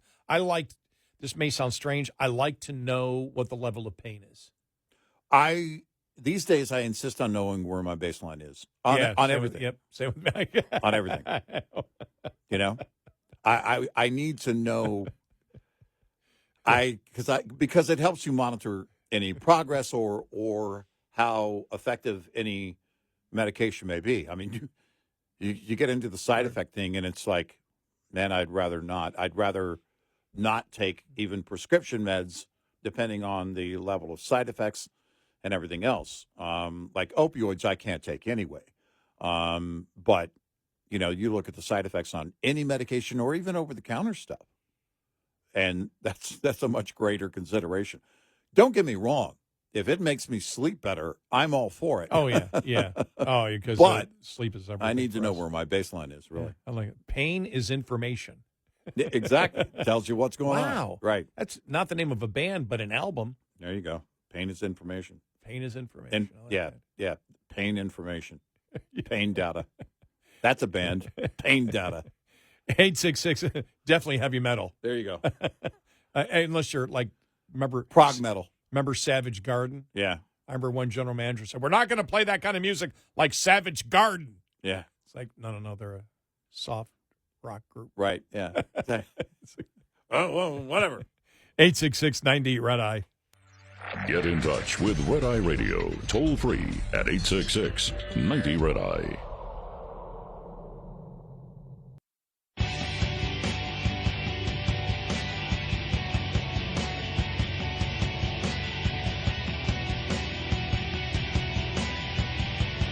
It's Red Eye Radio. He's Eric Harley, and I'm Gary McNamara. Welcome and good morning. We're talking about the complete freakout from the radical mainstream media, the political activists there, furious over the fact that they're losing power. This was on CNN. Okay, again, Scott Jennings. Ready? Yeah. Here we go. All right. The impulse to restrict speech is a slippery slope but a dangerous one. More speech is better. Is it really? Okay. But do you think Got so? it. You actually think that X is the place of free speech? Yeah, I mean, I think. I mean, I don't know why you would argue otherwise. Is it not? Okay. I think before he took it over, it was not a great place for conservatives, and now it's a great place for everybody. I think the impulse to restrict free speech is a slippery slope and a dangerous one. CNN panelist 1. It is? Is it really? Yeah. You actually think that X is a place of free speech? Well, yeah, you can say what you want, and community notes will do it. That's what. Do they even understand what damn free speech is? Well, no, they don't, because free speech doesn't include any opposition for them. You know what the problem is? Take note of this one.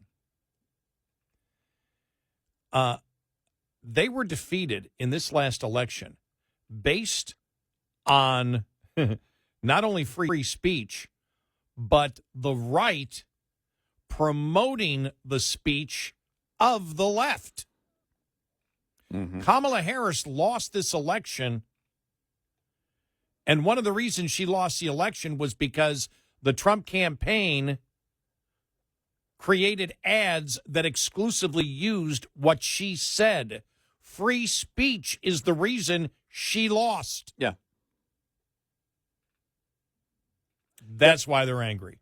Well, it is. Look, again, they thought that they had controlled the dialogue, the conversation for the longest time. After Obama won, they thought they were going to control the White House forever, and that they were going to rule the world forever. Then, social media on the rise, if you think about 2010 forward, and they thought they had controlled that conversation. And if you have any dissent or anything, they were going to shut you down and you're no longer going to exist in their world. Well, they were wrong.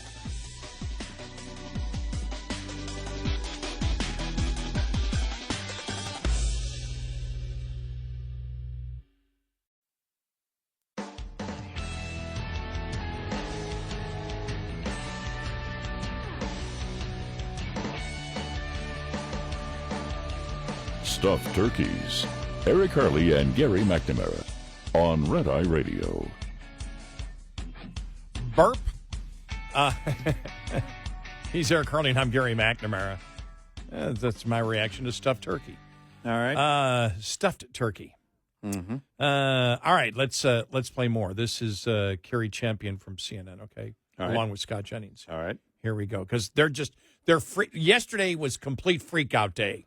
Yeah. Monday was freak out day over free speech and X. So here we go. You can't That you come on don't have TV on and just make up things and say things. That happens on X. Please don't give me the eyebrow furrow as if you don't know what I'm talking about. It happens often on X. I can go and say the color is blue, and I will be met with so many disrespectful remarks. No one's regulating the N-word. No one's regulating the criticism. No one is regulating how people are treated. How much government regulation of the First Amendment are you for? Let me tell you something. If I came on here and I just started calling you all kind of names, do you think the bosses would let me continue to do that? I mean, it happens to me occasionally. I don't know if you watch it the doesn't show. happen to you, but it does. Well, wait a minute. Trump was called Hitler. Yeah. Trump was called fascist. Mm-hmm. What are you talking about? Name calling has been an absolute necessity of the left. Mm-hmm. And the example is right there. Let's look at the biggest lies over the last few years. Trump colluded with the Russians to hack the 2016 election. Mm-hmm. Complete lie. And they knew it was a lie, and government knew it was a lie early on. And that led to an independent counsel. And what did we find out? That the lie was financed and created by the Hillary Clinton campaign. Yep. We didn't find that out till years later. Bring that up to a liberal today, and that's the truth. Nobody in the know denies it, and they'll say, you're making that stuff up. Why? Because that lie was perpetuated by the media over and over and over and over again, and it was a lie, and nobody could stop that one, could they? What stopped that one? The truth. Yep. When the truth finally came out, that's what stopped that one. And still, Adam Schiff is talking about the Russia collusion really happened. And he got rewarded. What was an Adam Schiff lied over and over and over again, because people talk about, Morning Joe was saying, people lie, and then there's no accountability. There's no accountability. What was the accountability for Adam Schiff from the Democratic Party for lying about what the intelligence on Donald Trump was concerning Russia? He gets a seat in the Senate. He gets a seat in the Senate. He's rewarded for it. Yep. And if there's a turnover and the Democrats in 28 or 26 at the midterm get control of the Senate, good chance he'll be on top again at the Senate Intel Committee. Yeah. Right. And we know he lied to the American public about what the intelligence was about. He was rewarded by the Democrats. There were no consequences for him. Everybody knows he's a pathological liar, but Democrats don't care. Nope. So don't give me this stuff that you care about things that are lies, because that was one of the biggest lies, political lies ever told. And the length of the lie, because the dossier was basically hidden, the source of where it came from was hidden for such a long time by the Hillary and the Democrats who paid for the lie. So there's one there. Number two, the Hunter Biden laptop is a Russian operation. 51 intelligence agency, former intelligence agencies, and current intelligence agency officials say it is all the earmarks of, a Russian operation. They knew at that time, many of them knew at that time, that was a lie. Because we now know the FBI knew it was a lie 10 months before that ever happened. New York Post was shut out of social media because they were reporting on the laptop story to begin with. Right, because they told the truth. They were shut out. That's what Democrats will do if they get power. They want to censor what the other side is saying. Everybody gets called names. Grow up. To Carrie Champion, grow up. It's part of the arena of ideas. You got to be an adult. You got to have a thick skin. Otherwise, get out. But if you're advocating, well, if I say something, then people will throw ugly slurs at me, then get out of the damn business. They can't be challenged in any way whatsoever. Nope. And behaving like this, shows that, number one, they're really angry that people are doing their homework. Yeah, they are. They don't like this idea of people using whatever resources to find the truth. There's always been garbage on social media. Now, thanks to what Elon Musk has ushered in there at X, go ahead and post your garbage. See what happens. Community notes are going to tear it apart.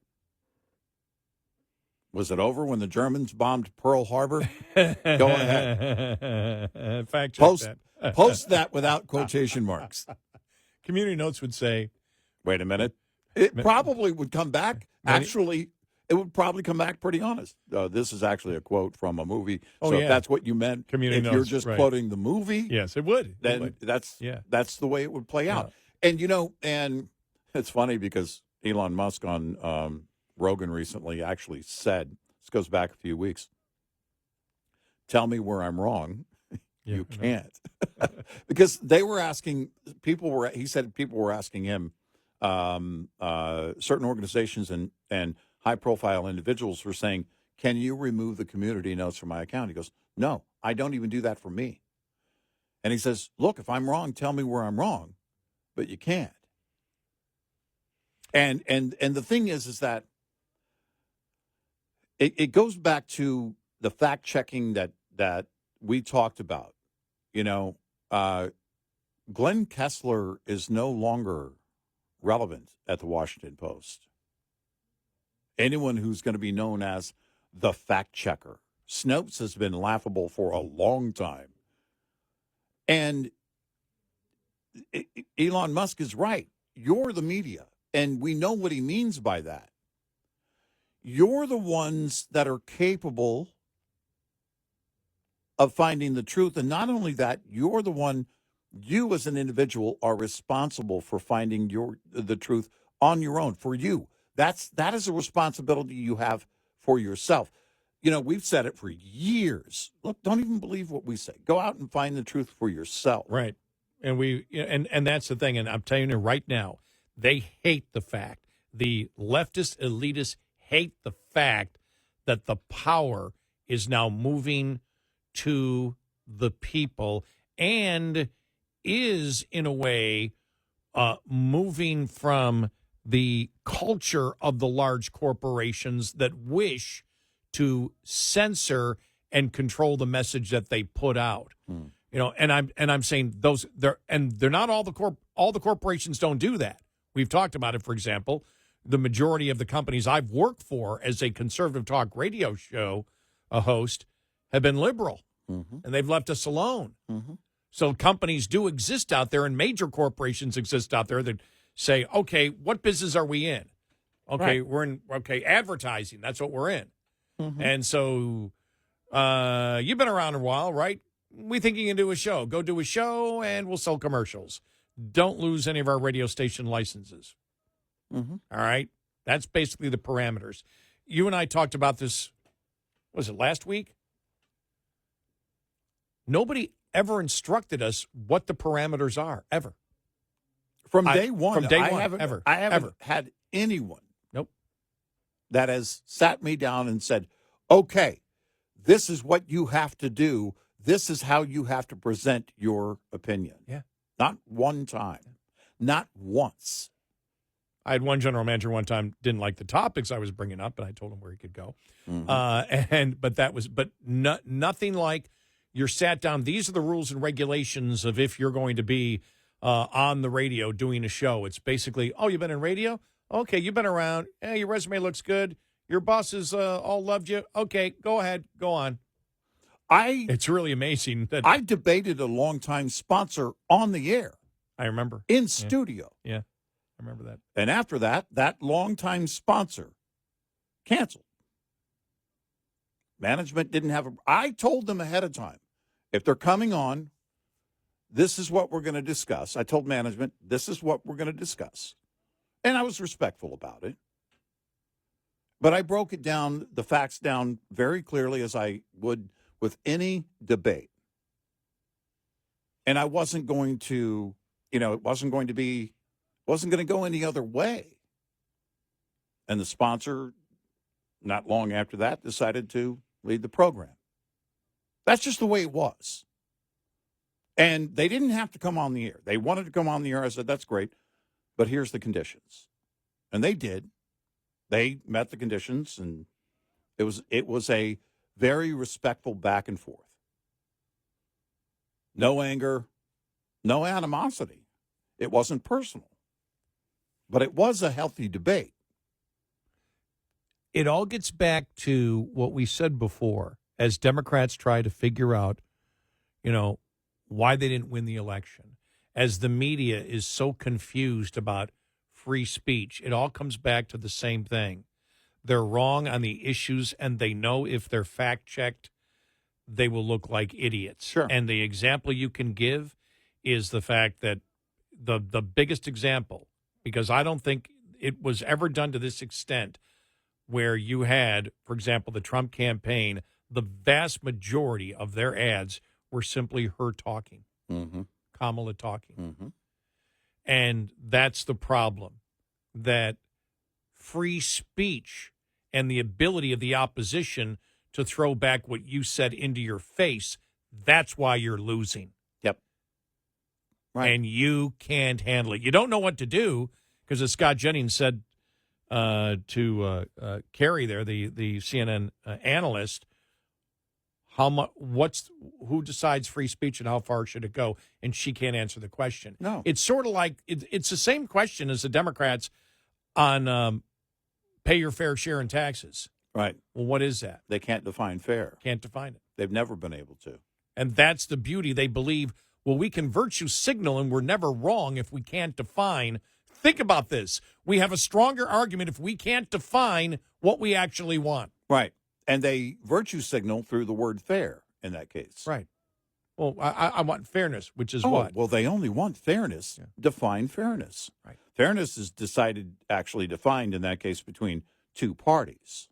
Yes, exactly. It's never defined from an outside party. That wouldn't literally wouldn't be fair. Well, right. Fair is not the government dictating to you what you must pay. Exactly. It would be a negotiation would be fair. Well, no, I think, okay, we both agree that I pay this amount in taxes. Right. That might be interesting. If we all went to the government, well, we do that with our property taxes, don't we? We try, yeah. in a way. But that's the problem. They lost an election because the right amplified what the left said and what the left believed. Right. That's why they lost. Yep. Well, they don't know how to recoup from that. How do you recoup from that? We didn't lose. We didn't lose because they were even necessary. Well, we were. By doing that, you're debating with them because you're showing where they're wrong. But the fact is, we lost because they threw what we said right back in our face. Mm-hmm. They're lost. They don't know where to go. So it's censor and controls, and we're against free speech. Well, you sound like a bunch of idiots. They've never been fact-checked at this level. No, that's a great point. Ever. And I'm very encouraged by it. If we say something that's incorrect and somebody lets us know, I'm not hurt by that. Right. It's like, oh, or if there's a new piece of information, guys, you said this, but, this happened, which, when you look at it, you go, okay, that discounts what I said. I have no problem because the last thing, there's no pride involved in it. Mm-hmm. It's because I don't want to argue something that isn't based on the truth. Right. Now, you may disagree with my argument, but where we get the truth, the truth of what we state is the truth of that particular issue. Right. 866-90-RED-EYE. We'll be right back with more Red Eye Radio with Eric Harley and Gary McNamara.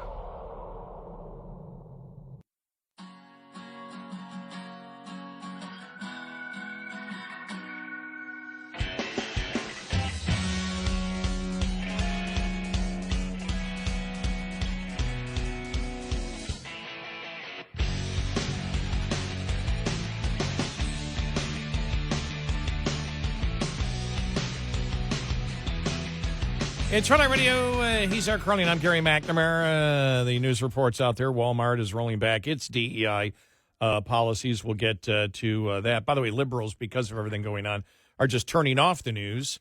So you don't have to worry about any of the misinformation. Yeah, right. To CNN or Axios or MSNBC. Right. Don't worry about it. All your listeners are tuning out. So yeah, you don't have any listeners or viewers anymore. So right.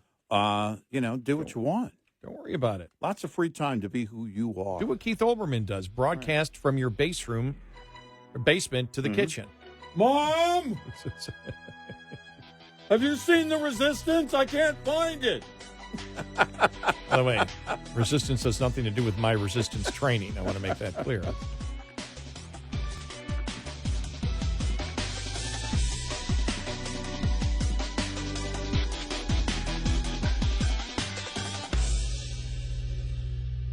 This is Red Eye Radio on Westwood One.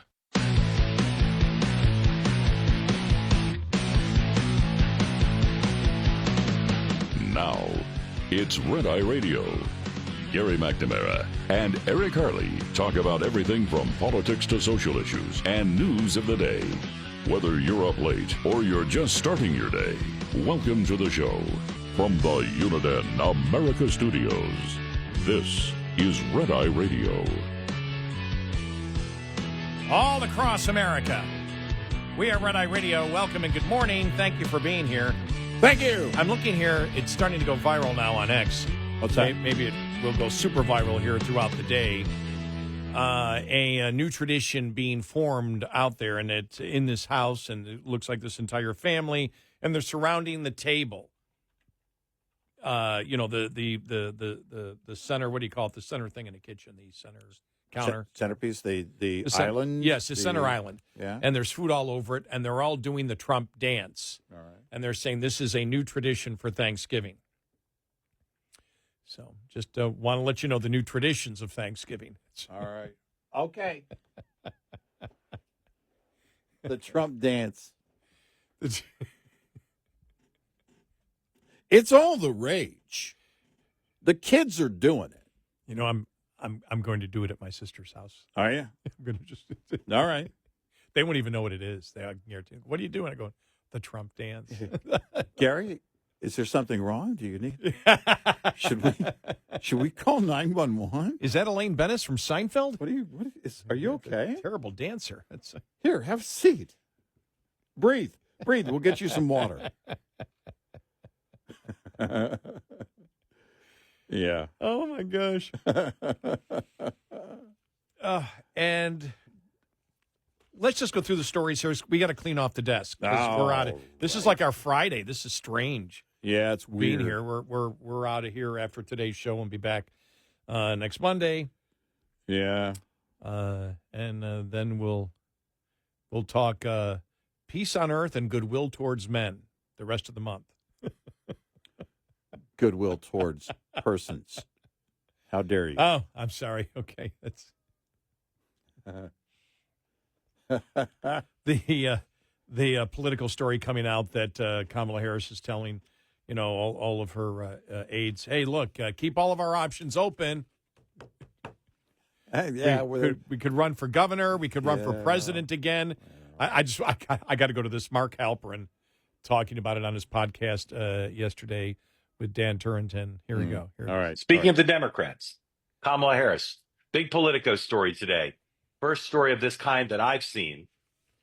You can put up the headline, please. In which the balance of the piece is very much favorable towards the concept of her having a political future. And it says, she might run for governor of California, she might run for president again, but that, she was a great candidate. None of this was her fault. She's got tons of political capital, tons of goodwill. It's much more bullish on her prospects to either be the governor of California and a dominating figure and win that race, or run for president and not clear the field, but be a dominating figure and a big player than we have been on this program. So, Dan, after reading the Politico story, did you decide you were wrong? And Kamala Harris, the demand side for Kamala Harris is quite high. No, I think that the same type of thing could have been written about Al Gore, John Kerry, Hillary Clinton. Yes, the kind of establishment poo-pooed them, but if you had done a poll right after, in January of 2001, I think Al Gore was at 40%. There you go. All right. Of course, you should see a smile on his face. No. Yeah. No. And then reading Jeffrey Blar's column in National Review. Please run for something again, Kamala. We need the laugh. Yeah. In that spirit, I offer the briefest of notes in reaction to this wonderful news from Politico. Kamala Harris is telling her advisors and allies to keep her political options open. She could run again for president or California governor. Yes, everyone knows that you can't keep a good woman down. But as it turns out, in 2024, you apparently can't even keep a sub-replacement level disaster down either. So we are now being told that Harris isn't gone forever. She's merely gathering her power levels for her next gambit. Oh, my God. Yeah. Oh. All right. Well, they point to her running a race as a more moderate candidate. Mm-hmm. A break from her 29 primary run as a boon to whatever choice she ends up making, as the party seems poised to do its own writ-large move to the center. Mm-hmm. She's proved a lot of skeptics wrong as a political athlete, and her standing with the public is as good as any Democrats with the name ID that she has. I figured nothing good would come from that poll the other day that showed that she's at 41% and Newsom is at 8%. Yeah. As a possibility. Yeah. Well, and then he writes, as a man who just suffered from the full bore Kamala Harris experience, as only one professionally paid to observe it can, all I can do upon reading this news is sit back, rub my hands together like a sinister cockroach from Family Guy and say, good. Yeah. Oh, the idea of her winning the 2028 presidential race. Not going to happen. There's not many things. No, it's not going to happen. Look, I would love to see her run for governor in California, because that will be a big enough race for everybody to witness, all over again. But her own party rejected her twice, at least twice, officially twice. and that's, that's where it all starts and ends. She wasn't the anointed one. At least you could say with Hillary Clinton back in 2008, in the primary, it came down to her and Barack Obama. But it was about identity politics. And the left, the Democrats, were saying, well, it's a choice between the first woman and the first black president. And they went with Barack Obama. But she was in the race. Kamala Harris was never in the race. No. She dropped out December 3rd, 2019. Hey, should we send her something next week? A get out bouquet from a florist. Remember you getting out? Remember? We do. Have a nice day. It's a pretty basic scenario if you choose to look at it. She was denied by her own party. They can say, oh, she's the one. What you're hearing here is refusal to essentially acknowledge what happened. They want to blame everybody. They want to blame Biden. Well, Biden did what you guys wanted him to do, and none of you were asking him to step down until the debate. Yeah, that debate. And so that happened naturally. That was the way it was going to go. You guys could have gone to him in the summer of, the summer of 22. Hey, look, chances are nobody was going to do that. Joe Scarborough went after you if you tried to even imply there were any problems with Joe Biden. F you if you can't handle the truth. And they're all scrambling now to try and, the blame game, and then try and prove that they weren't wrong. Oh, no. She's still the one. No, she was never the one. Well, as we said before, it's Democrat voters' fault. It's Democrat politicians' fault. The loss is all on all Democrats because you knew you were lying. This isn't a George Costanza moment where it's not a lie if you believed it. Right. You didn't believe it. Right. You knew it was a lie. Right.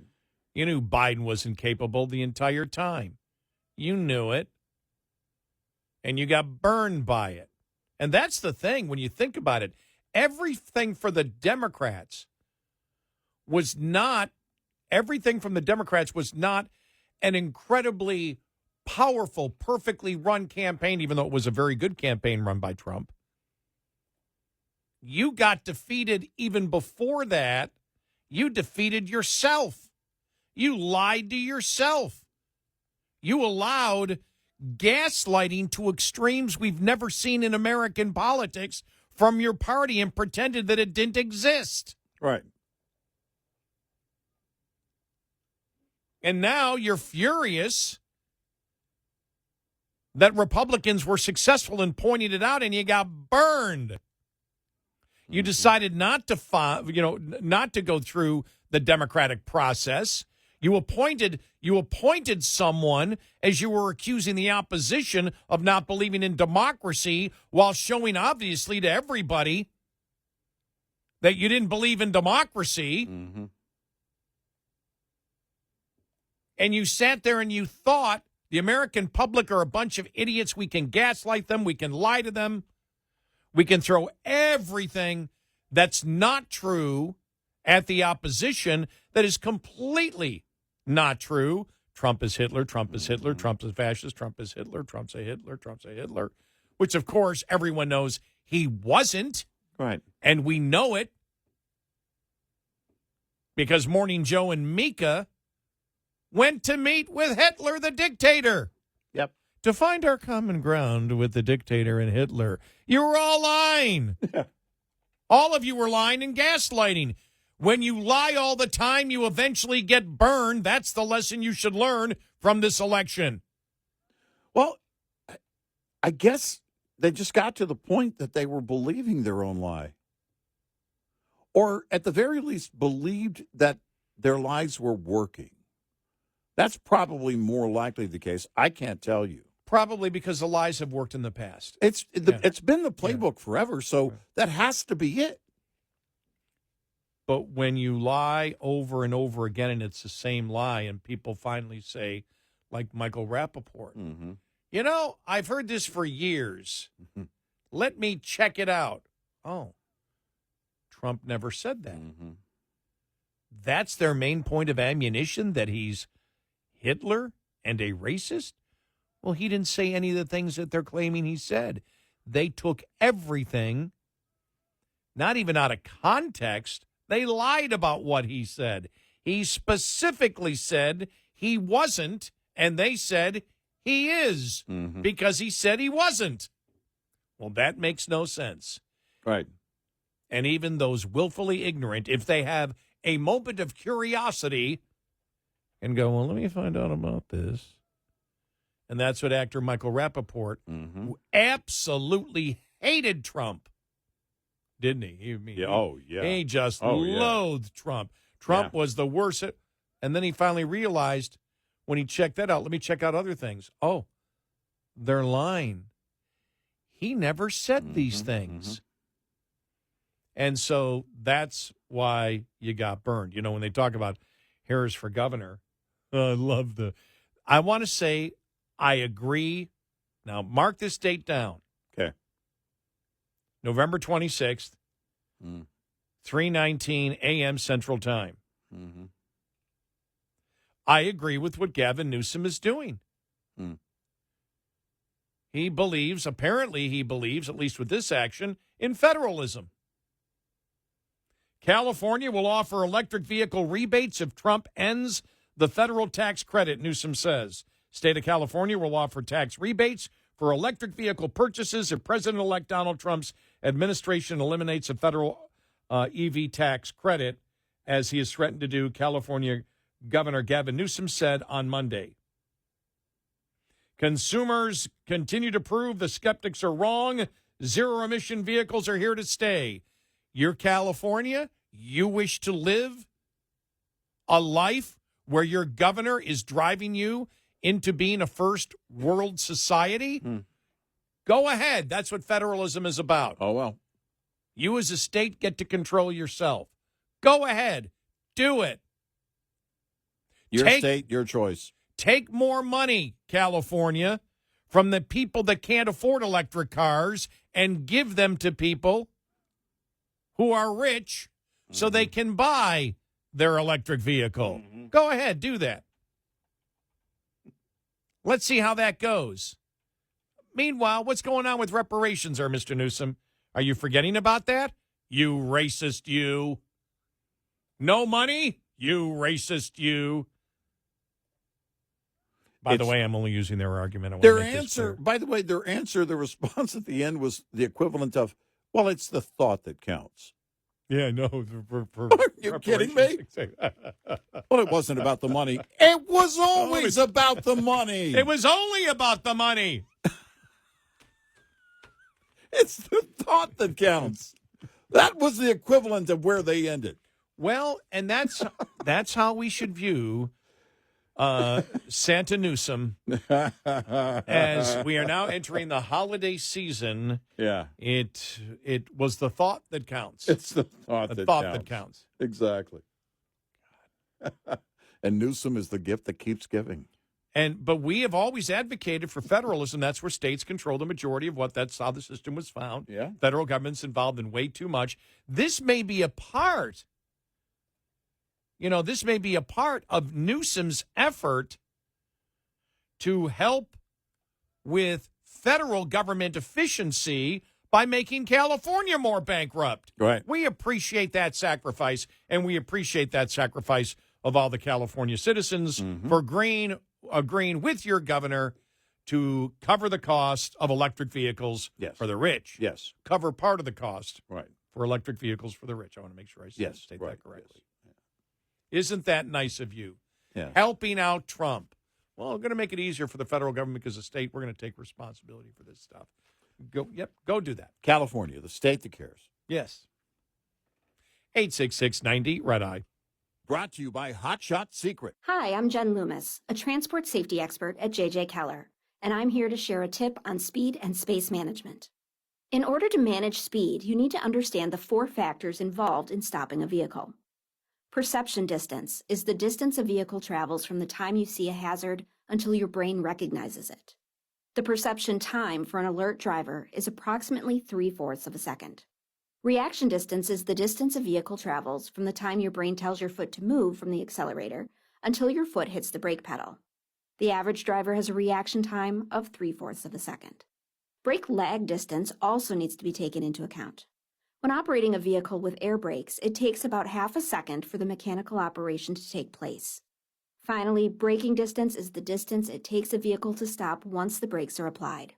Braking distance is affected by the weight, length, and speed of the vehicle, as well as road condition. This tip was brought to you by JJ Keller and Associates. Visit us at jjkeller.com.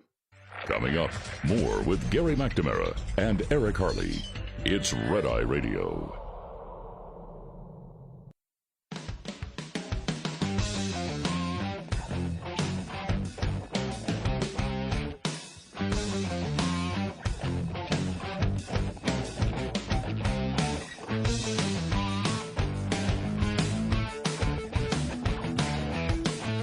It's Red Eye Radio. He's Eric Harley, and I'm Gary McNamara.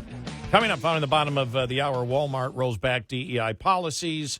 J.P. Morgan CEO Jamie Dimon. AI will enable Americans to work 3.5 days a week and live to the age of 100. 3.5 day week. Let me tell you, it was almost 60 years ago when I first heard that by the time it gets to 1990 or 2000, everybody would be working 3 or 4 day work weeks. Yeah. Well, something's wrong with my button. Yeah. I'm planning on a 1 or 2 day work week. Oh, wait, that's the weekend. That's the days off. Never mind.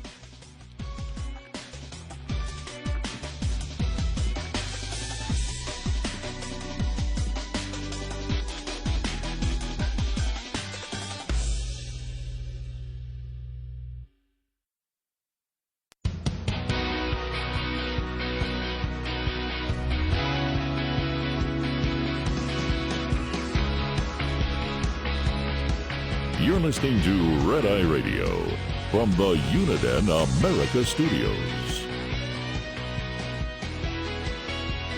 It's Red Eye Radio. He's Eric Harley, and I'm Gary McNamara. Welcome and good morning. Thank you. Download our Red Eye Radio app today, and you can listen when and where you choose. Thank you for listening to us, and thank you so much for another wonderful year. I mean, I know we're not over yet, but it's Thanksgiving. And the week that we're giving thanks, we have to include some people in our audience. Mm-hmm. Not all. Not all. You know who you are. No, don't make this about you. No, we're so grateful to have an audience, to have great stations. My gosh. Anytime I stop and think about the stations that we're on, it's like, really? I know. Are we really? Does the management know? And it's such a privilege and an honor to be on these stations. I'm grateful for an awesome production crew, Alan and Ron, that do a really great job at covering up for us. And again, an audience, sponsors that have been with us for a long, long time, and new sponsors that come aboard. on a regular basis, and next month will be 28 years at this job. I mean, it's crazy to think about. I don't even feel like I have been working nights for 28 years. Every once in a while, you probably do this. Like on the weekend, you run into somebody who's working third shift, if I run an errand or something, and it's like, yeah, third shift, and I've been working it for a couple of months, and I'll look at them and say, yeah, 28 years for me. But, they're often doing like real work and on their feet a lot, doing an actual job. And I'm so grateful to be able to do it. And where we're able to do it, and grateful for a company that allows us to do what we do. So we had talked earlier about the media going crazy.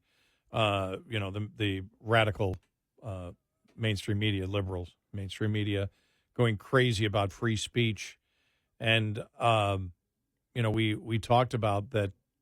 That people don't believe it because we used to get it all the time. Don't get as much anymore. So what do you really think about this? What do you mean? Well, I heard you on the radio the other day. You said this. I mean, and I'm sure, management, you got to say what they want you to go. What the hell are you talking about? And it doesn't work that way. Yeah. It just doesn't. It doesn't. People rail against the corporate media, but our corporation, like everyone that I've ever worked for, and I've worked for individual owners and I've worked for corporations.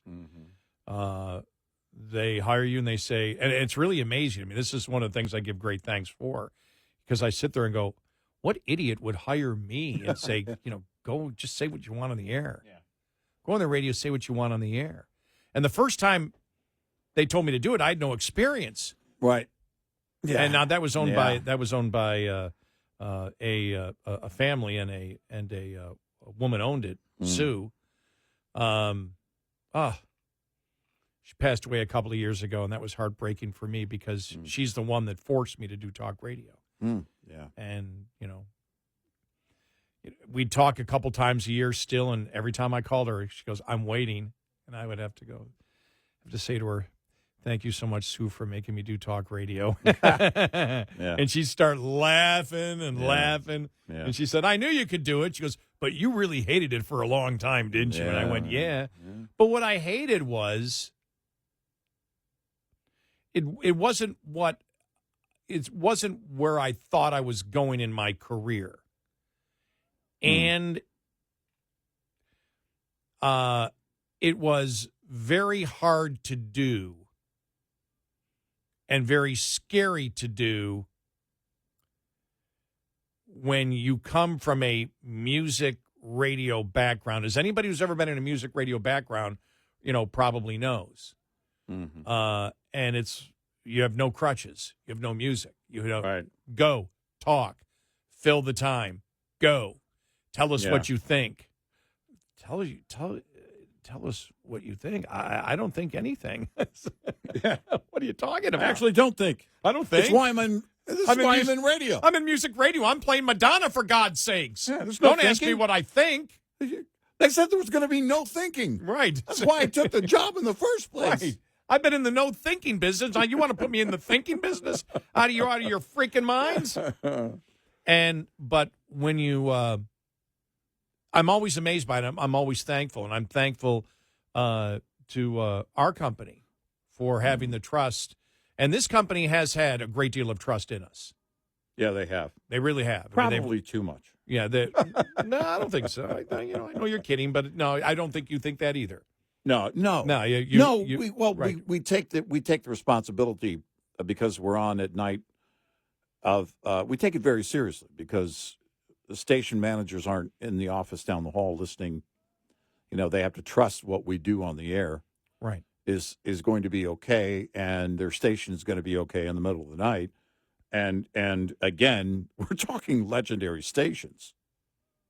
And but for any radio station, it's a terrific responsibility, and we take that very seriously. We do. It's one of the things we do take seriously. It's one of those things too that you kind of have to. We feel like, all right, if we're going to do it, we kind of have to, I don't know, keep guard in the middle of the night. We want this to be turnkey for them. We don't really want to be calling any station managers or our boss in the middle of the night over anything. And knock on simulated wood grain aging plastic, we won't ever have to.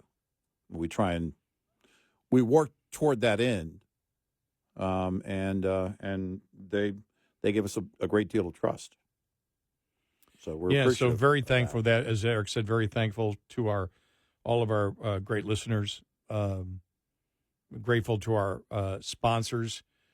For me, grateful that I have no major medical problems. Yeah, right. I mean, health is everything, right. Especially when you work this shift, isn't it?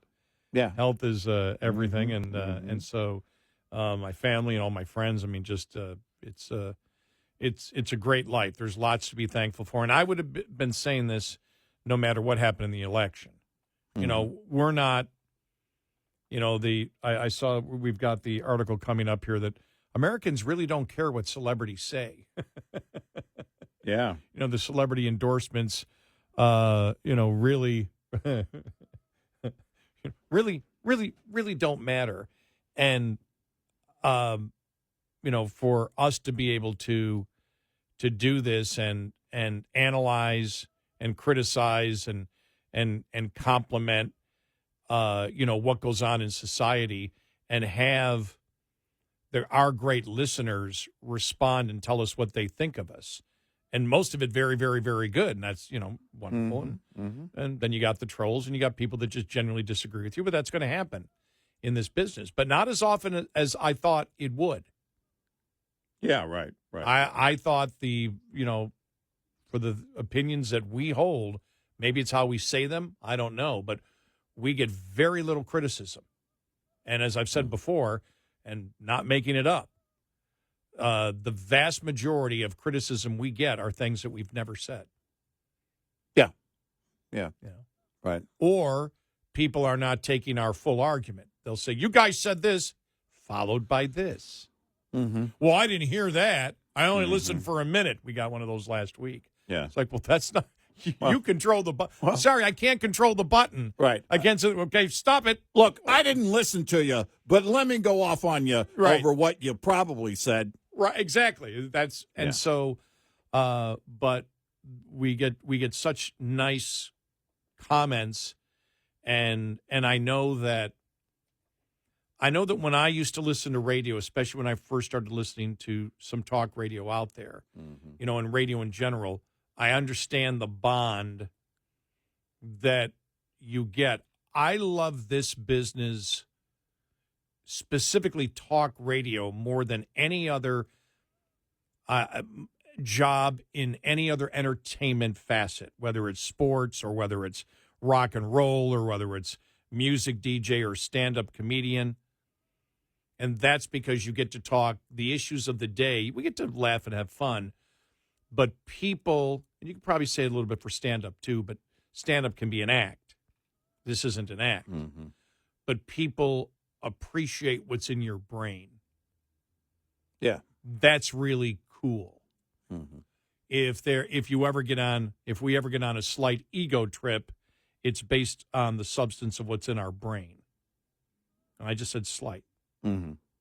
Yeah. It doesn't become too big because you always have the next show to do.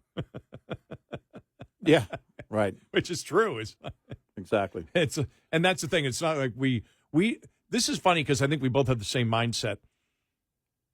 We don't do 5 shows a week, 5 hours a day. We don't do 5 shows, whatever would be 20-something shows a month. It's just one show that just continues. It really doesn't stop anymore. We just take a break and go home during the day. Right. That's really what it is. And the long break over the weekend is becoming more tedious. Yes. It's like, are you kidding me? Friday morning. I'm supposed to remember this until Sunday night? This is going to be relevant till Sunday night? that it changes 20 times or is updated or is drowned out by something else that happens on Saturday, which is drowned out by something that happens on Sunday. Probably a couple times a month on a Monday. I'll say, oh my God, I forgot this happened Friday. Because I know we document like all the important stories, we document and have it. Mm-hmm. But sometimes there's so many stories, and I'm talking about over 100. Yeah. That what's on your mind, because that's the one thing with social media and the internet. Everything changes so quickly that I can go to sleep at 6 o'clock and wake up at 10, and everything I've thought about doing on the show has been thrown out. We've got to start here because this thing and all of a sudden it's like, what happened here? But those Monday shows where I come in and all of a sudden it's 3 in the afternoon, I look at you or 3 in the afternoon, 3 in the morning, and I look at you and I say, Eric, my God, we forgot to mention this story from Friday morning. It's like, yeah. But that was such a long time ago. Right. Yeah. That's what it's become, which I love. And that's the thing. Neither of us hate that.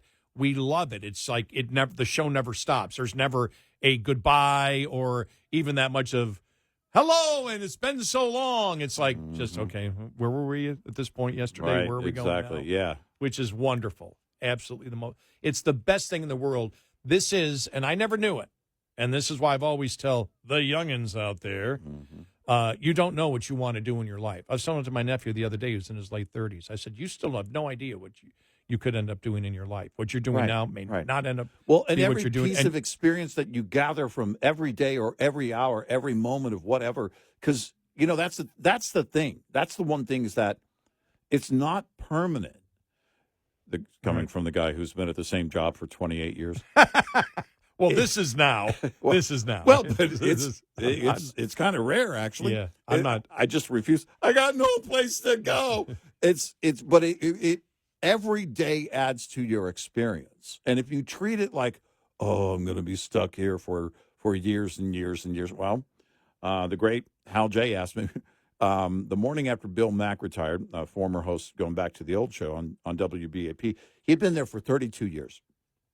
And Hal, who's been at WBAP for, I think now 97 years. I may be off on that. Hal asked me, on his show, it was the morning after basically Bill Mack left, and asked me, well, do you plan on being here for 32 years in that job? And I said, no. And here I am, 28 years next month. And, man, I'd stay for another 28 if they'll have me. Well, you and I, 20 next year, and my goal was to stay a year and get out. Yeah, yeah. And I love it more than ever. Grateful all day. I've been trying to get out, but everybody knows I worked with you, and they don't want anything to do with me. Yeah, that's true. You're tainted. Lots to be thankful for this Thanksgiving. 866-90-RED-EYE. Lines open for your calls. 866-90-RED-EYE on Red Eye Radio.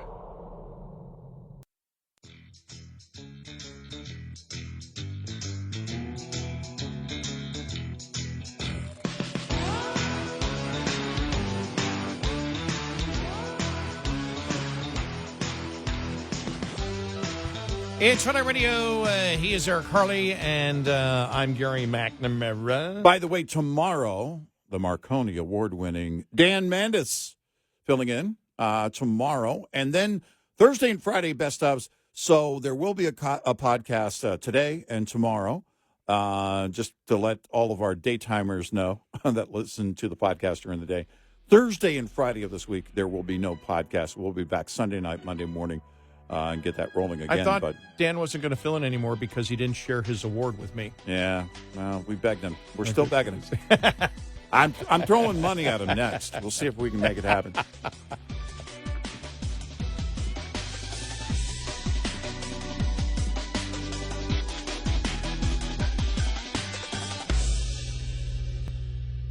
This is Red Eye Radio on Westwood One.